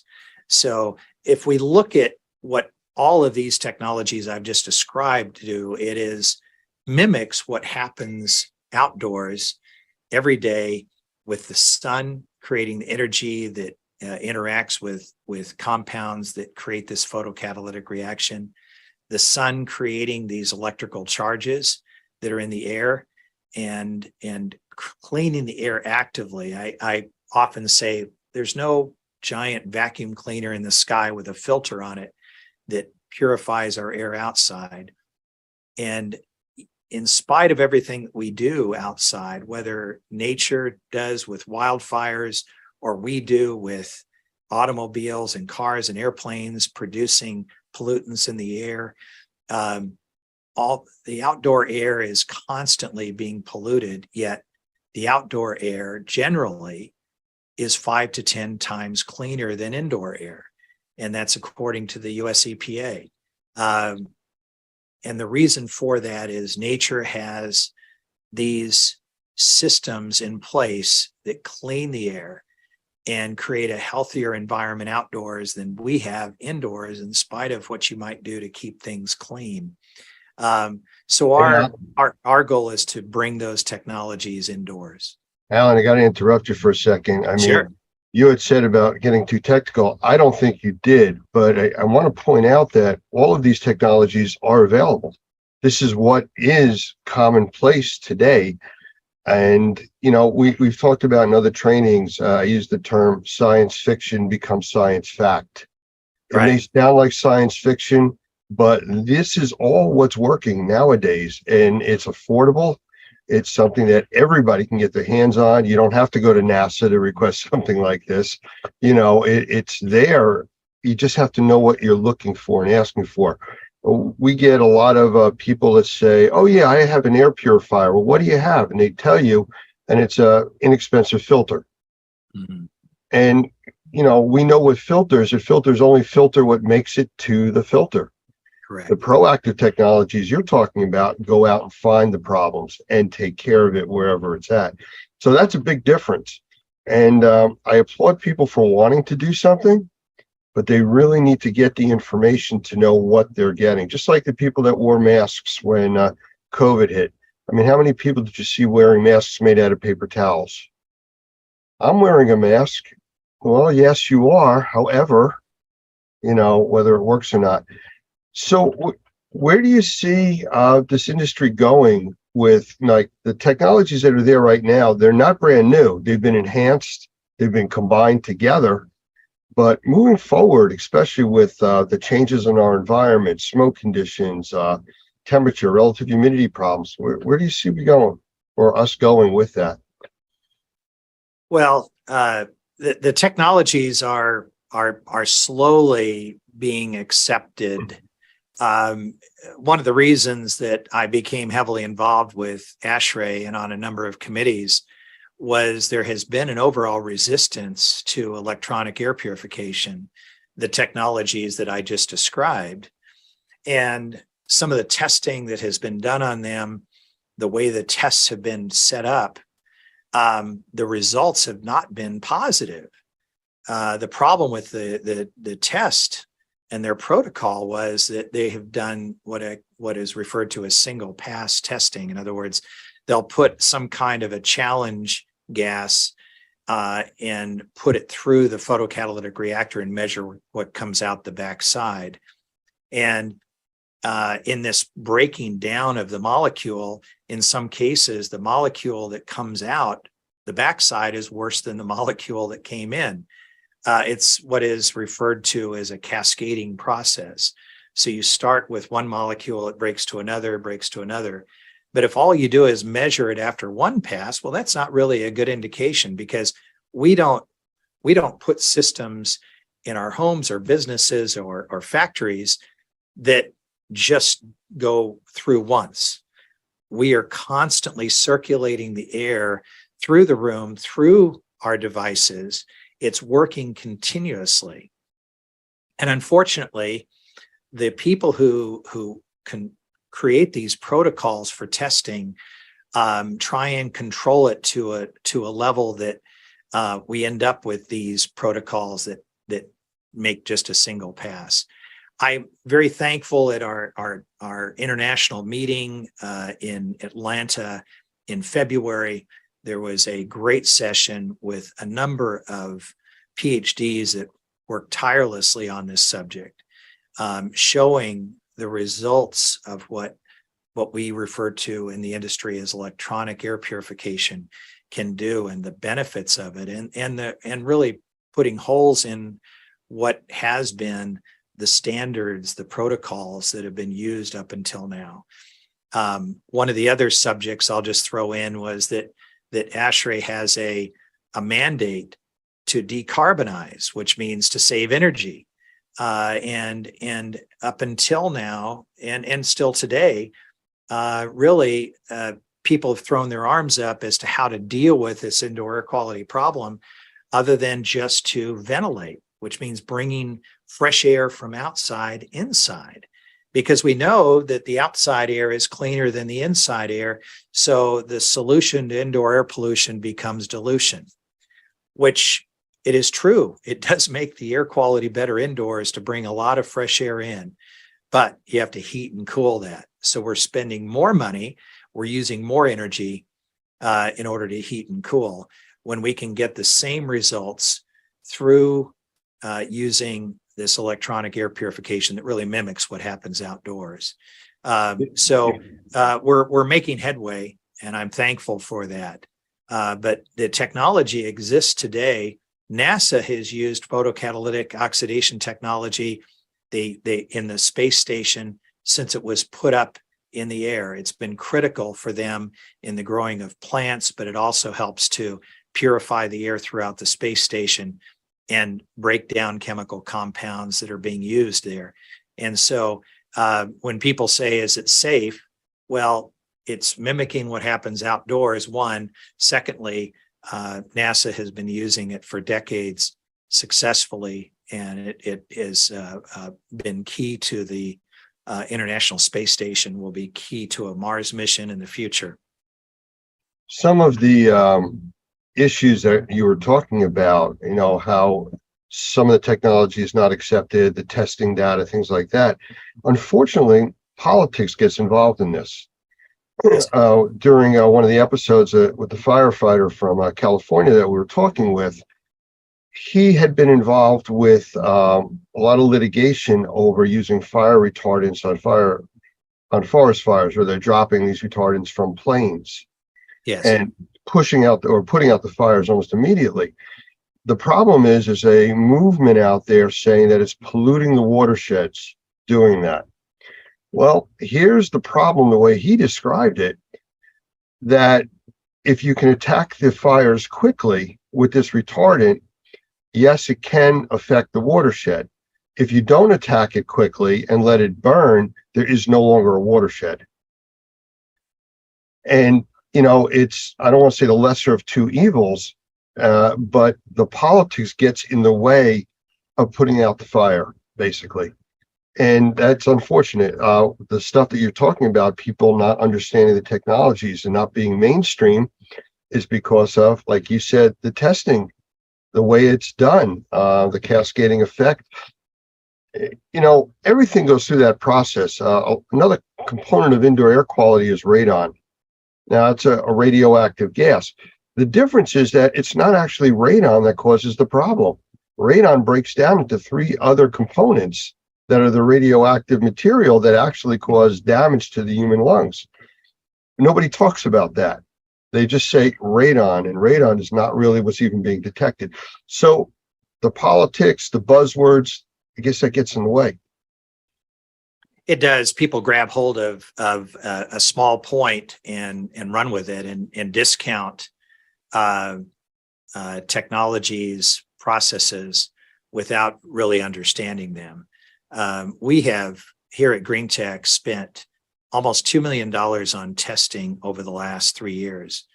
Some of that was on COVID, the SARS-CoV-2 virus, which was important, obviously, during the pandemic, but testing on mold, bacteria, on VOCs, looking at monitoring formaldehyde and toluene and some of these other chemicals that are harmful to human health, yet are found frequently in the indoor environment, and been able to show through the use of our photocatalytic technology, the use of dielectric barrier ionizers, bipolar ionization, unipolar ionization, that we're able to reduce the chemical load in the environment over a matter of hours and days, that even when we inoculate the space with compounds that, when they get broken down, create things like formaldehyde, that we actually don't even see an increase in formaldehyde as we monitor that. We see it go down continuously from one day to the next, and it stays down as long as the technology is running in the space. So it's, we don't have the luxury of that in a laboratory environment. And that's the reason that the data is not able to show the true results, because typically tests are run for 30 minutes or an hour or 2 hours, but not longer than that. And that's not the way that our products operate. We're running continuously, and they're constantly breaking down and getting down to a level where the contaminants in the space, whether they're chemical, whether they're particles, whether they're biological, that we have reduced them down to a level that allows our bodies to deal with the remnants that always exist. You never get 100% of anything out of the air, but if we can get them down to where our natural immune system can deal with them, that's the key. And that's why people that have COPD, that have asthma, respiratory issues, get such relief from the use of this electronic air purification technology that I've described today. How about odor control? Because that's another big component of the wildfires that are affecting people now. Again, they see it, so they're reacting to it, but they also usually smell it before they see it. That is so true. I did here in New Jersey. It was like all of us, the morning was fine. The afternoon was like, I smell a fire. And by that evening, it looked like sunset at 4 o'clock in the afternoon. It was just so dark. So what's available out there for odor? Well, and some of the odor gets dealt with through the use of the technologies I've described, photocatalysis, dielectric barrier ionization, bipolar, unipolar ionization, but not 100%, especially because wildfire smoke, the smell from it is so overwhelming. I am really excited about a technology that I learned about that was developed by a tiny company up in Kentucky. And my company was able to get the exclusive worldwide rights for applying this technology to a filter. It's the trade name is called OdorGuard. And by the name, it is something that deals with odors, but it goes way beyond that. But it's used in different areas where odors are a big problem, like inside of trash bags today. Glad has an odor reducing trash bag that uses the same technology applied inside the bag. Adult diapers that obviously we understand the issues with odor there. It is so fast working and so complete at being able to break down lots of different odors. And what's even, to me, even more exciting, because the odors are something that are offensive, but it's what's causing the odors, the chemicals behind it that concern me. Its ability to break down VOCs as well is important. It's a totally non-toxic chemical. It is very safe. It has no odor in itself. It's applied to a filter surface. And we have put it into a number of different products, including just regular HVAC filters. So I started talking today about the importance of having a quality filter for your return air of your HVAC. We do apply these to pleated filters, MERV 7 pleated filters. And so that not only can the filter trap those particles that are so important to be trapped, but they can also, the coating on the filter can break down the VOCs that are important to be broken down, as well as breaking down the odor. And so we've used OdorGuard in assisted living facilities where we all know what the smells can be in those kind of facilities. We've used them in dormitories where the smell, body odors can be a little bit strong. It is effective in so many different applications where odor is a problem. And what's exciting is it's not dealing just with the odors, but also chemicals. Can I just change the path here a little bit? I mean, all of that sounds like there is hope. And for the next forest fire or next airborne contaminant, I mean, there are technologies that will absolutely protect us and help us breathe easier, if you want to call it that. But we also have fire situations out in California. And I mentioned before about the politics of, like you said, the testing and things like that. Can you touch on quickly why California, that has such a large air pollution problem between smog and fires and everything else, is so aggressively against air purification? it's just, I don't understand that. And I think our listeners would want to understand that a little bit too. Well, I have a lot of experience with California and air purification. In 2007, I was the representative of all manufacturing of electronic air purifiers in front of the California Air Resource Board, also referred to as CARB. And they had a law that they were wanting to put into effect, and they had the Air Resource Board spent 2 days reviewing whether or not they needed to pass a law which basically outlawed the use of electronic air purifiers that produce ozone.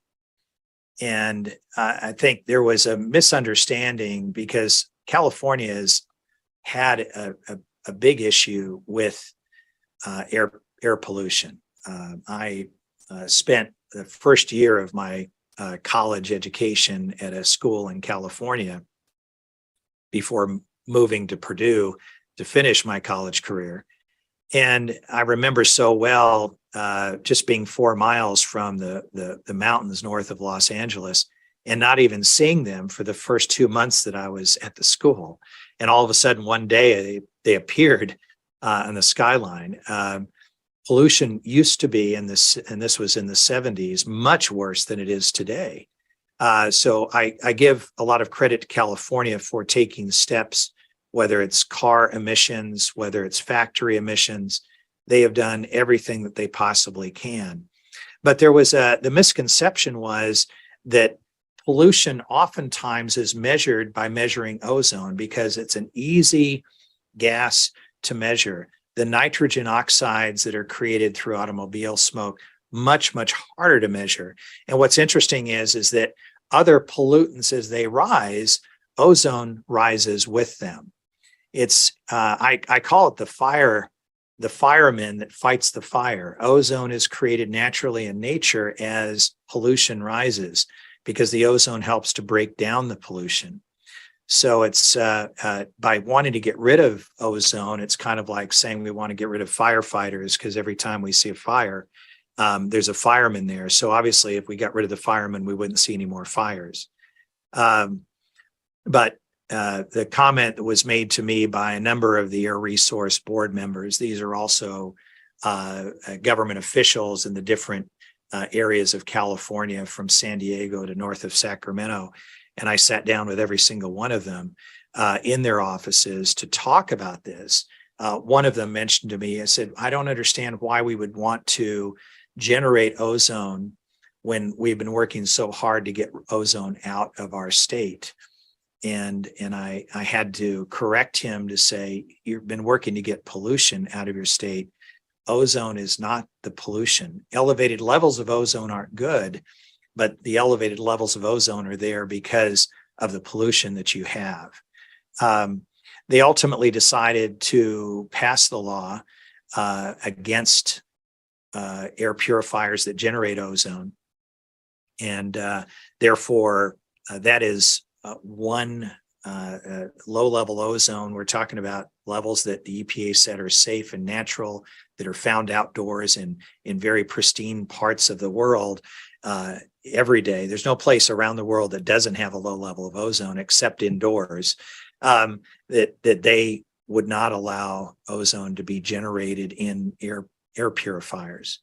And you know, as much as I disagreed with that, you know, we just looked for ways that we can still help people through other technologies to be able to purify their air. And our photocatalytic technology, bipolar ionization, dielectric barrier ionization, they're all able to do that without generating ozone. But the one thing that was a challenge was odors, because one thing that is really great about low-level ozone, I'm not talking about high level, I'm talking about ozone that's so low you can't smell it, which and the levels that are safe and acceptable by the EPA and OSHA and WHO and any other health organization you can name.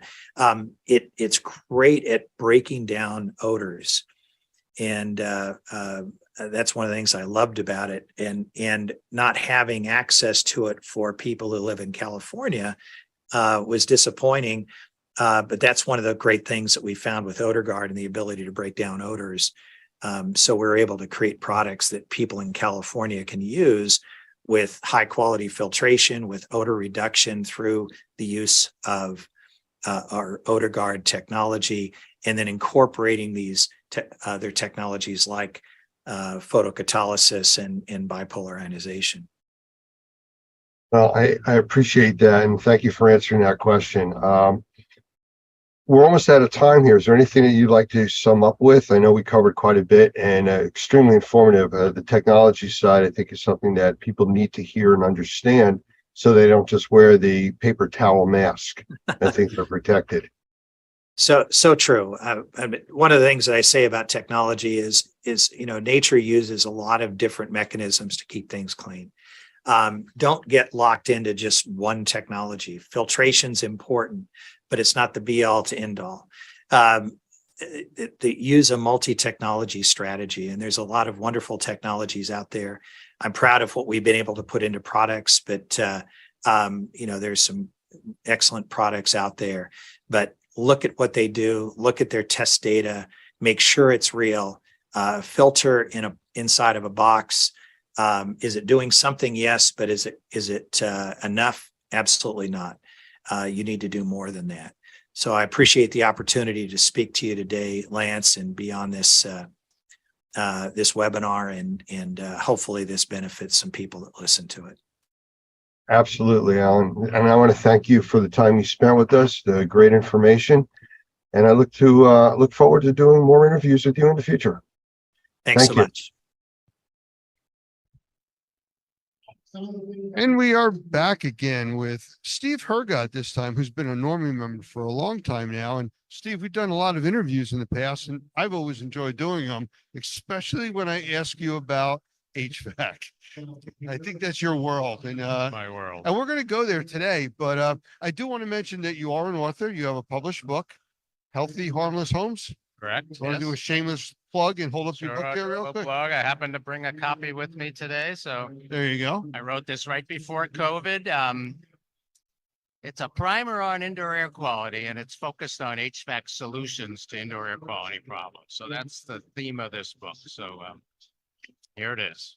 Well, and that's what we talk about, all the indoor air quality, and that's what this is about. But what I want to ask you about, what's new in the HVAC industry? Because I know you're really on top of that stuff. So what's going on with it? Yeah, so I work in the Boston market HVAC. It's my full-time job, I'll say. Just if you would keep the mic a little closer. I got Okay, all the gotcha. speakers All right. here. So the big trend in New England, but really across the country, is we're calling it electrification. That means we're converting from fossil fuels like natural gas and oil, and houses and commercial buildings are going all electric, which really means heat pumps. So that's our big trend, which sounds simple enough, but it's a real challenge to retrofit an existing building that, say, now has natural gas heat to go to all heat pumps. Have you noticed any issues with supply of electricity in those environments? Because I've noticed locally, with all the people now switching over to electric cars and everything else, the voltages that are coming into homes and businesses are lower. Yeah, so that's going to be a challenge down the road. We've not seen a big problem, but sometimes in some of the larger homes that they might have, say, 200 amps of service, which used to be plenty. Now they have to upgrade to 400 amps, which is a significant investment, may not even be possible at some locations. So that's Well, I know the electric companies have been sending out notices, warning people about overusing things, leaving their vehicles plugged in, charging all the time. It's overloading the grid. So switching over to these all electric heating and cooling systems, I mean, that to me would be a concern, though I understand the benefits of doing it. It's going to be a huge concern. Yeah, we don't think the grid can support all that's going to happen HVAC wise. And then you throw in electric vehicle charging stations. It's going to be an issue for sure. So what's the advantage of the electrical heating and cooling systems that you guys are switching to? Great question. I'd say it's not an operating cost benefit usually because natural gas is way more affordable to heat, especially in the northern climates. The benefit is for the environment. That's why the folks are doing it. They want to do what's right for the environment. So that's why they want to put in heat pumps. I agree with that. And I see a lot of people doing things like electric vehicles, changing away from natural gas and propane and stuff like that. However, I think the challenge that we're all going to be facing is the limitations of what's available right now. It's almost like this time the technology is ahead of the curve. We usually wait for the technology. Now we're ahead of it. Yeah. Yeah. And back on the technology, it's amazing now that heat pumps have gotten so efficient that we're able to produce efficient indoor heat at outdoor temperatures down to minus 20 degrees Fahrenheit. Every time I say that, it sounds like magic. And that's with electric pumps. Electric heat pumps, yeah. Does any of that work with thermal transfer? Meaning As far as the deep earth thermal calculation? So that's also, I'm glad you brought that up. So that's another trend. I'll say again, the Boston market I know best. Geothermal is making a comeback. It had its day about 10, 15 years ago, and now it's making a comeback. Yes. Yeah, I saw systems that were being installed, like you said, 10, 15 years ago, some even a little bit longer. And it was, to me, it always confused me. How does that heat or cool, but it's really doing it without the compression? Yeah, so it's doing it because we know the earth temperature when you dig down into the earth is approximately 50 degrees Fahrenheit, right? Plus or minus. So that's easy. If you think about it, that's easier to pump up the heat from 50 degrees Fahrenheit to where you want to heat it in the house as opposed to minus 20-degree air, right? It's way more efficient. Well, interesting. At least there's options out there. But again, it's still all electric powered. There's no other way to power things right now. Yeah. So the latest technology to get maybe a little technical. I don't want to get too technical. So air-to-air source heat pumps we extract the heat from the air and then we blow the air into the house.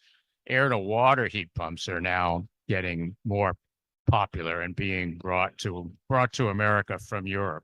So there we extract the heat from the air, but then we put it into water so that we can circulate that water for radiant heat, cast iron radiators, those kind of things. So that's for the New England market. That's the retrofit market. There's a lot of homes and businesses that have forced hot water heat. It's funny because the newer technology of doing that is using older technology to deploy it. Correct. Yeah, correct. Yep. Interesting.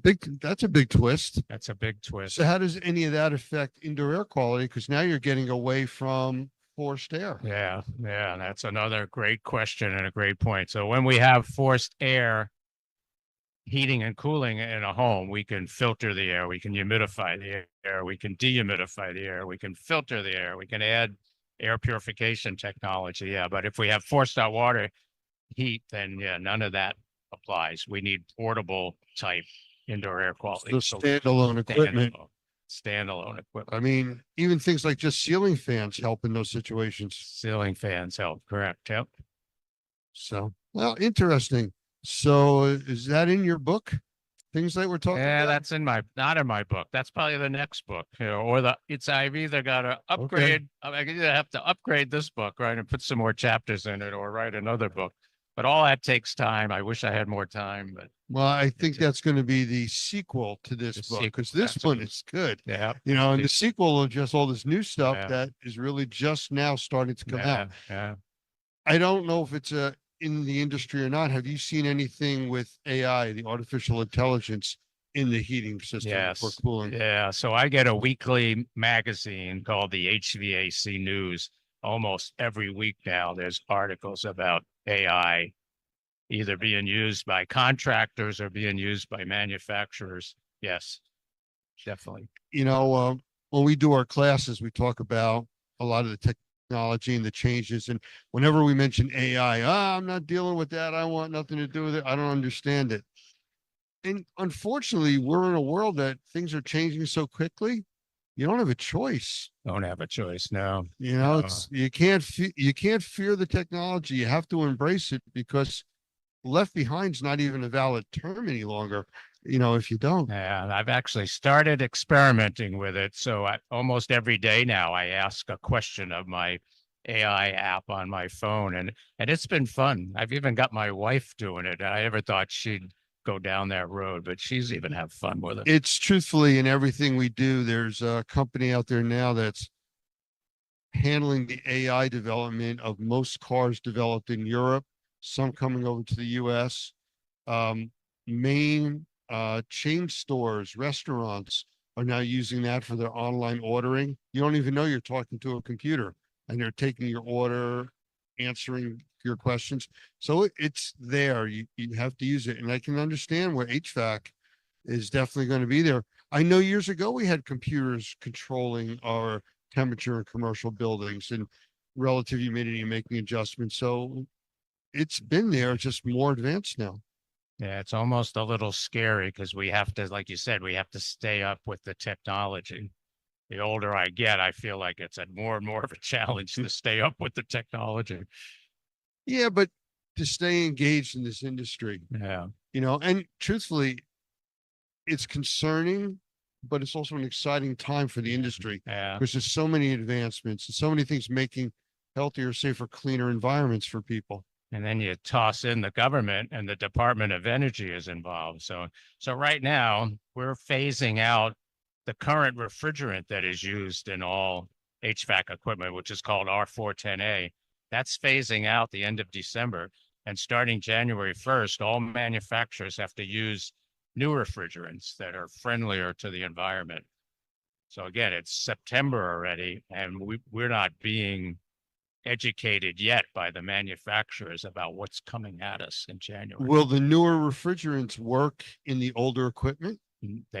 We don't think so. No, we don't think so. Because many people have 5, Yeah. 10, 15-year-old air conditioning Yeah. compressors, and they do leak, Yeah. and they need to be filled. Yeah, well, we'll still be able to buy that R410A Oh, refrigerator, okay. because that happened when R22 got phased out. It's probably 15 years ago now. We could still buy it. In fact, even today, you can still buy R22 refrigerant, because there's equipment, rooftop equipment still has that in it. So we can still buy it. Yeah. All right. Well, I appreciate the update, and we're going to have you back when you get some more information on this All changeover. right. Well, this So is thank you. always fun to interact with you. I Thank you. appreciate it. Thank All you, right. Steve.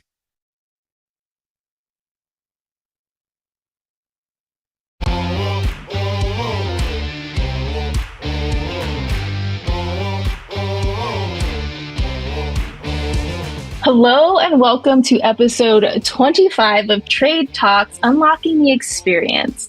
Today's guest is Miss Evie Sims from Australia. She is the founder of Volks Holding and Building Environmental Wellness Group. She has over 25 years of experience in wood floor drying, major loss mitigation, and mold remediation.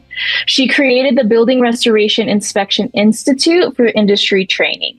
And she's certified in various certifications from the RIA and IICRC. And that is not it. She is a board member of IAQA. She's a founding member of the Australian IAQAA chapter and is active on multiple standards for our industry and committees. And the list goes on and on for Miss Evie. So without further ado, please welcome Evie Sims. Hello, hi everyone from Australia. Good to be here. Hi Kayla, how are you doing? Good. How are you? Thank you for joining me. You know, it's my evening here. It's your morning there, right? So I wanted to take the opportunity to, interview you and just kind of talk a little bit about who you are, fun facts about you, and what you're going to be speaking about at the experience. I think it's important to let people know you're going to be speaking at the spring experience. And what are you talking about? So I'm so lucky to be going to Florida in spring to talk at the experience. It's going to be my first gig. I did something. I was at last year with Lisa Lavender at 360. So that was fun, and I think you get a little bit of Oh, I need to do more. So this time we're going to talk a little bit about building wood floors, how we can expand our businesses in restoration world to a bit more of different class 4 type drying situations, and what class 4 drying situations might really be. So it's more like an intermediate restoration things. Hopefully I'll be able to give some ideas for people to bring back to their businesses and say, hey, you know what, we can to instigate this type of protocols for this type of drying techniques and all this type. So I believe in utilizing equipments to its maximum advantage when you're doing a restoration job. So hopefully I can be able to share some of that. Yeah, that's exciting. I'm excited to see what you talk about. Honestly, you have a very unique background. I couldn't list every accomplishment or every involvement that you have. You've been in the industry for quite some time. So, I mean, tell us a little bit about that. You started in cleaning and then you kind of evolved. So can you talk about that a little bit? Yes, I think my cleaning restoration life have evolved for the last 20 years, stabilizing in the last 5 years or so. And when I say that, is that because doing cleaning was we started doing one of the first green cleaning companies in Australia, utilizing different ways of cleaning that is not going to cause allergies. So we have been very my business, me, and the way that we work in the cleaning field has been very proactively encouraging better ways of living from the get-go when I started doing cleaning already, which was a lot of learning curve, looking at how my staff was performing and learning that they were actually affected by some of the chemicals. Some of our customers had a lot more allergies. And with that, it really super speeded me into, green cleaning. And that has followed throughout the course of my cleaning restoration career. But cleaning is cleaning for buildings, commercials, builders clean, and all that was very, very interesting. But however, I wanted to provide smaller crew, because cleaning business is bigger. So smaller crew, and I started to do carpet repair, carpet dyeing, which was very small, personal, time-consuming type of work. And then from there, actually went to restoration, and that's why I started to do wood flooring, which is very similar to that of dyeing carpets, and color repairs and carpet repairs. It's a very similar aspect because it takes a little bit of patience, and know-how. And once you've got that, you can expand. And I think the reason for all this changes is because I'm a woman in restoration. It is quite an interesting space to be at, 20 something years ago. It's a very male dominated industry. So for you to become, for a woman to really be able to have active voice, you need to really be able to diversify and change and find a niche market. And I think I found my niche, and I love the little things that I do. And there you go. And that's why I'm here. And because I learned that way, now I hope to encourage people, and I do a lot of free classes for people to encourage them to actually get involved in the industry and start from younger, bring in some transitional generation people to come in and find it as a career path, not as a industry that you can just come in and go because of whatever the reasons. Yeah, and I think it's interesting that you talk about your journey, right? Your career path, essentially. You started in the space of carpet cleaning and cleaning, and even I would even say corrective color is a form of restoration, right? And I think that that's the cool thing about everything that we do. It's you also have to inspect in order to understand what you need to do to color correct. So, I think it's a beautiful thing to see how we're all intertwined, and we haven't really even touched on how you've gotten into the indoor space essentially, right? You are a board member for IAQA, and I've been fortunate enough to know you through the IICRC and IAQA and meetings and events. But can you talk a little bit about the relationship between, the indoor space and the things that we do in inspection, cleaning, and restoration? For sure. 2008, I went to my first IAQA meeting. I met a bunch of people there. All of them were nerds. They all had these titles that was so big. But yet, me, little me restorer, was going in there, and they were talking to me. And I love these people. I thought they were just great. It's like you go into a space, and it didn't really matter because you participate in the space. They really embraced you into it. And then I looked at building inspection from there. A lot of people were doing building inspection. I already had a moisture meter fetish, it started before that. So I started to buy meters as much as I can. And talked about meters. So I know a lot about the meters. And I thought, that's it.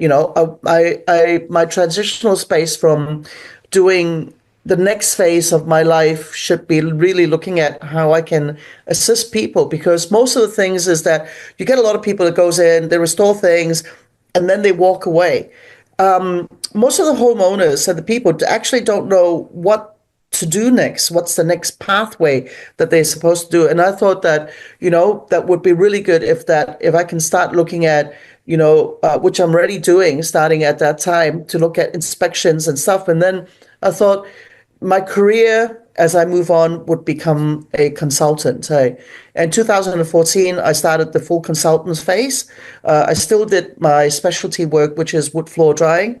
I did some mold still, and those were the two participants. But when I was doing mold, I was looking at really chronic inflammatory respiratory syndromes type of people that had to look at a whole holistic view of not just recovering the homes, but looking at how I can continue to maintain an indoor healthy environment for them, and then look at using continuous monitoring systems and help them to do that for about a couple of years until I let them go. And and they're more in their own remedial path in their building management system, so to speak. So I really enjoyed that space ever since I went to the first IAQA meeting. And then I wanted to do more as the year goes on.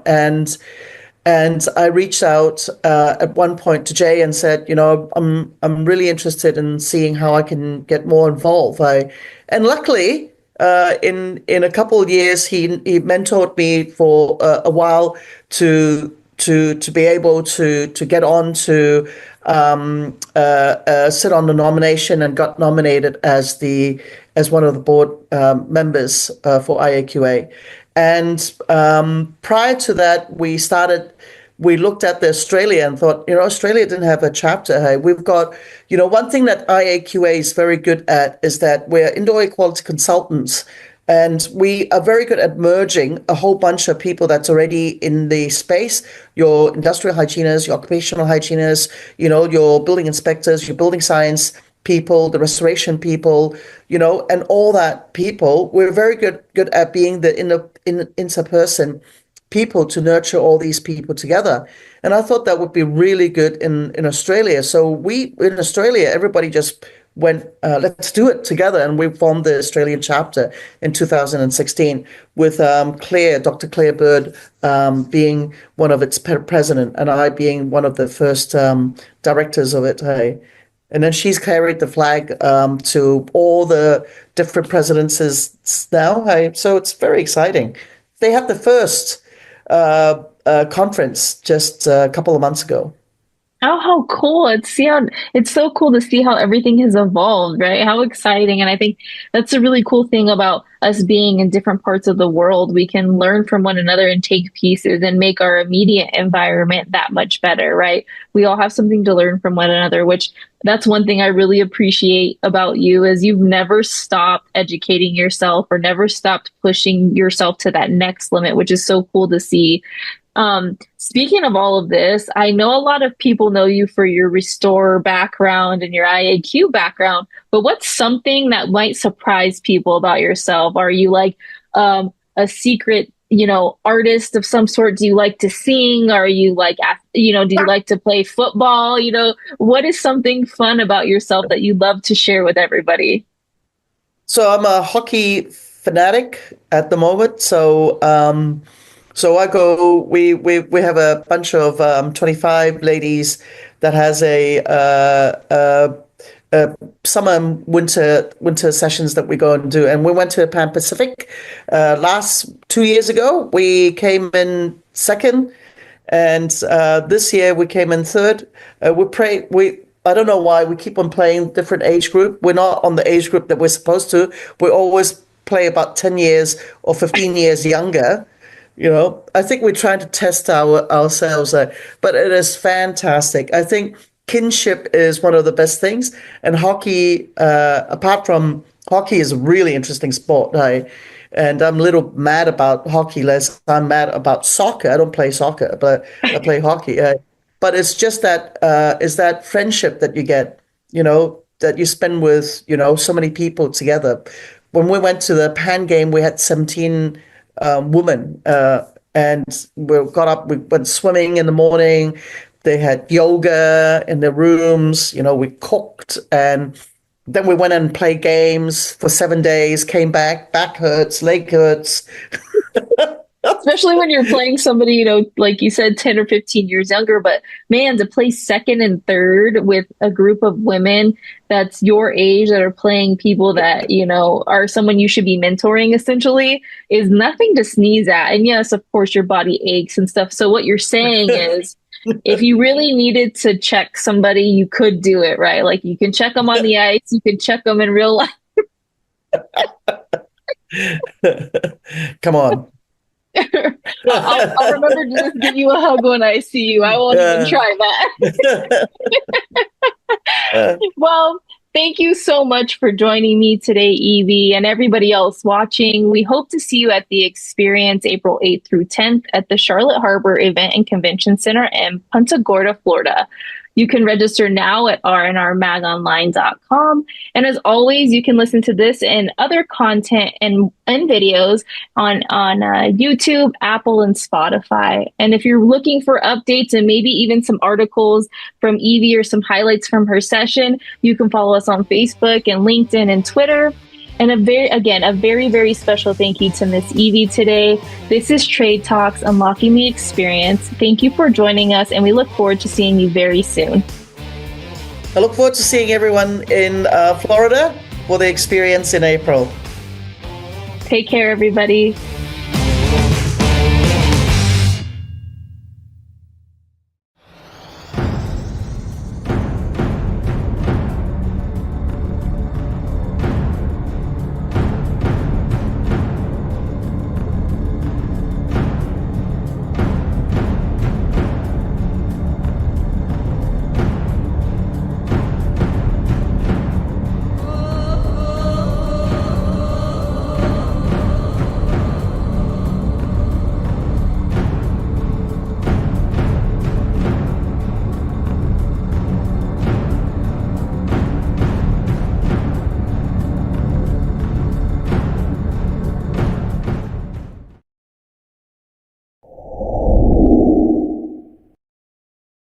Welcome everybody to today's episode, Fire More Than Flames and Smoke. And this is a multi-part series being offered by Normie.tv. It's also available on numerous other platforms, and you can find that at normie.org. I want to welcome today's guest, Dr. Gavin McGregor Skinner, who is the Senior Director from ISSA, and he is also a senior leader in the GBAC organization, which is a Global Biorisk Advisory Council. Gavin, say hello. Yeah, hi, Lance. How are you today?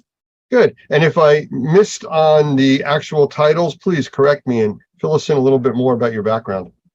Yeah, okay. Yeah, no, Lance. I work for ISSA, the Worldwide Cleaning Industry Association, and I manage the team with the Global Biorisk Advisory Council, which is a division of ISSA. I'm also an associate professor, Lance, at the Penn State College of Medicine. I've been working with Penn State since 2011. I teach 3 graduate courses, 3 15-week courses on biological risk management. Well, that is exactly what we need to be talking about today. And with that, I want to bring up an image real quick. So I want to talk about short-term health effects for people exposed to the wildfires that have drifted down here into the U.S. and the central and the eastern coast. And these images I want to show you are what took place over a 3 to 4 day period. Now, this was, I can tell you, here in New Jersey, because I took the pictures myself, but this was mid-afternoon, and it looks like sunset. So give me a moment, and I'll bring this up on the screen so everybody can see what we're actually talking about, especially if you didn't get the opportunity to experience this.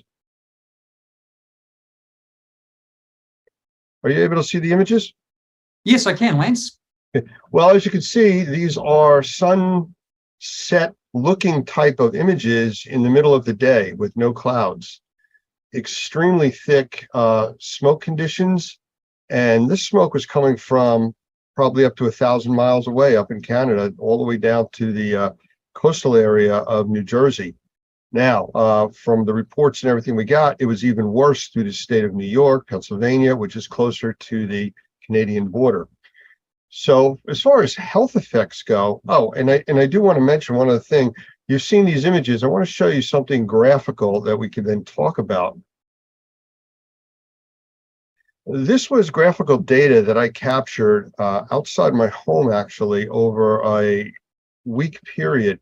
You can see leading up to where the spiking started on the graph that the outside levels of particulates and volatile organic compounds, VOCs, or the chemistries in the air, are very low. And then you can see it all of a sudden started to spike on the first day, and then it was kind of an up and down to where it got really bad by the 3rd day. And then after that, it started to settle out and move on. So the images that you saw before this is graphical data talking about particulates at 2.5 microns, 10 microns, and 1 or sub-micron size particulates, which really can affect people's health. So as far as short-term effects, how do you see that? Well, what's really interesting, Lance, is that if you go back to that period of time, I think when I woke up on the Wednesday here in Washington, D.C., and your photos actually captured that very clearly, there was a lot of smoke in the air. And we knew the fires were in Canada. Who would have thought that I would wake up in Washington, D.C., and suddenly I realized the air that I breathe or am breathing today came from Canada? And you don't think at a local level, at the neighborhood level, where does the air come from that I breathe? We think it all is generated locally, but it wasn't. No, this air that I was breathing here in Washington, D.C. on that Wednesday was coming from Canada. Why? Because the smoke showed that to me. It visualized it. It showed me that the fires in Canada were sending smoke down the east coast of the US. And I think everyone needs to understand smoke anywhere is just bad for the human body. It also affects animals, no matter how healthy a person is or how long they're exposed to. Smoke exposure is just bad. And we need to understand, what does that bad mean? So if I look at, what were the messages going out from when the photos that you took, Lance, showing the sun blocked out, showing all that smoke in the air, what were the key messages being delivered to the public, the community? And we're very fortunate because, here's my phone. On my phone here, I have a number of apps. There's a lot of apps that are available that can make you aware of outdoor air quality.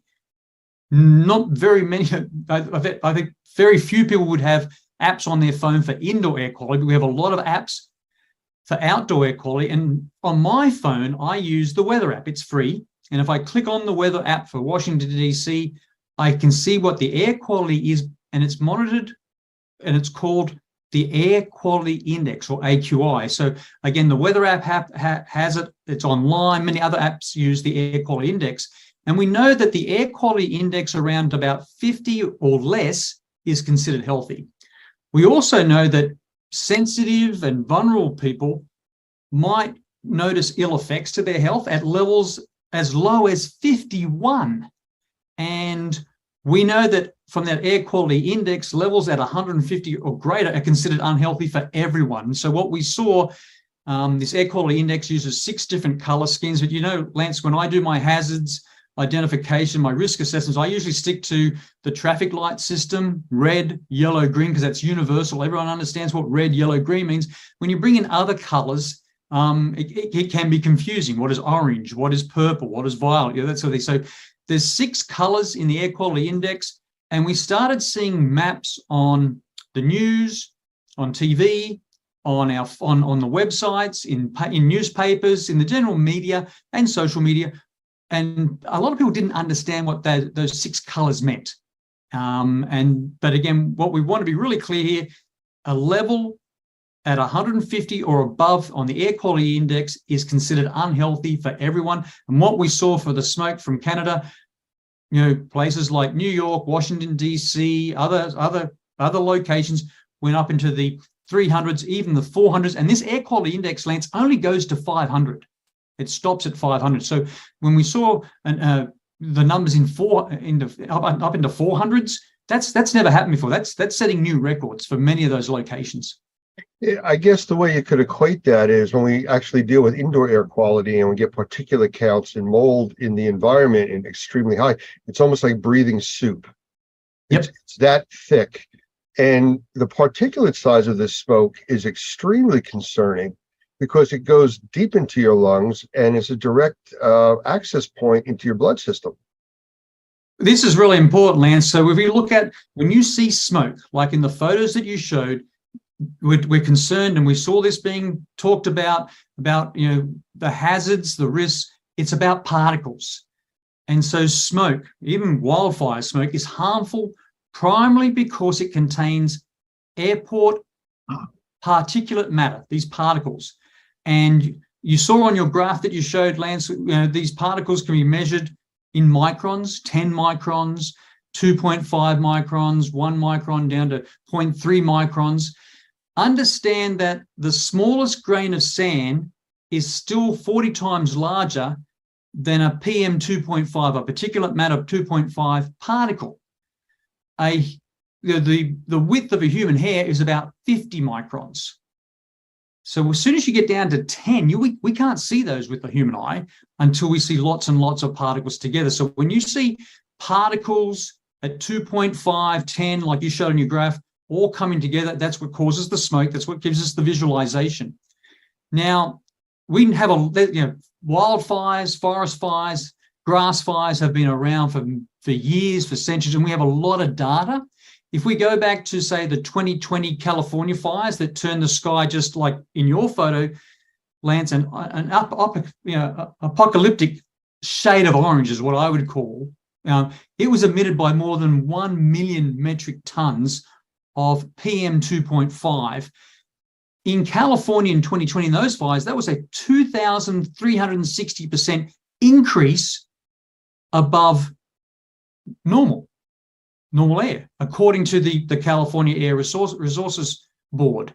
And so it's really important to understand there are particles in the air. So if we focus on the short-term exposure to particulate matter, so let's focus on particulate matter 2.5, PM 2.5, which is we saw in the media. We saw everyone talking about PM 2.5. We know that short-term exposure can trigger lots of health problems, including but not limited to coughing, stinging eyes, a scratchy throat, a runny nose, chest pain, headaches, asthma attacks, fatigue, wheezing, breathing difficulties, And again, all this information is freely available through the US government on the US Center for Disease Control Prevention site, the CDC.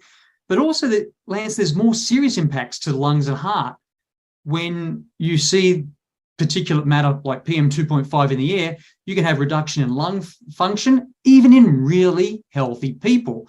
And we know that the exposure to, like the photos you showed, can affect on heart health. So these particles can enter the bloodstream.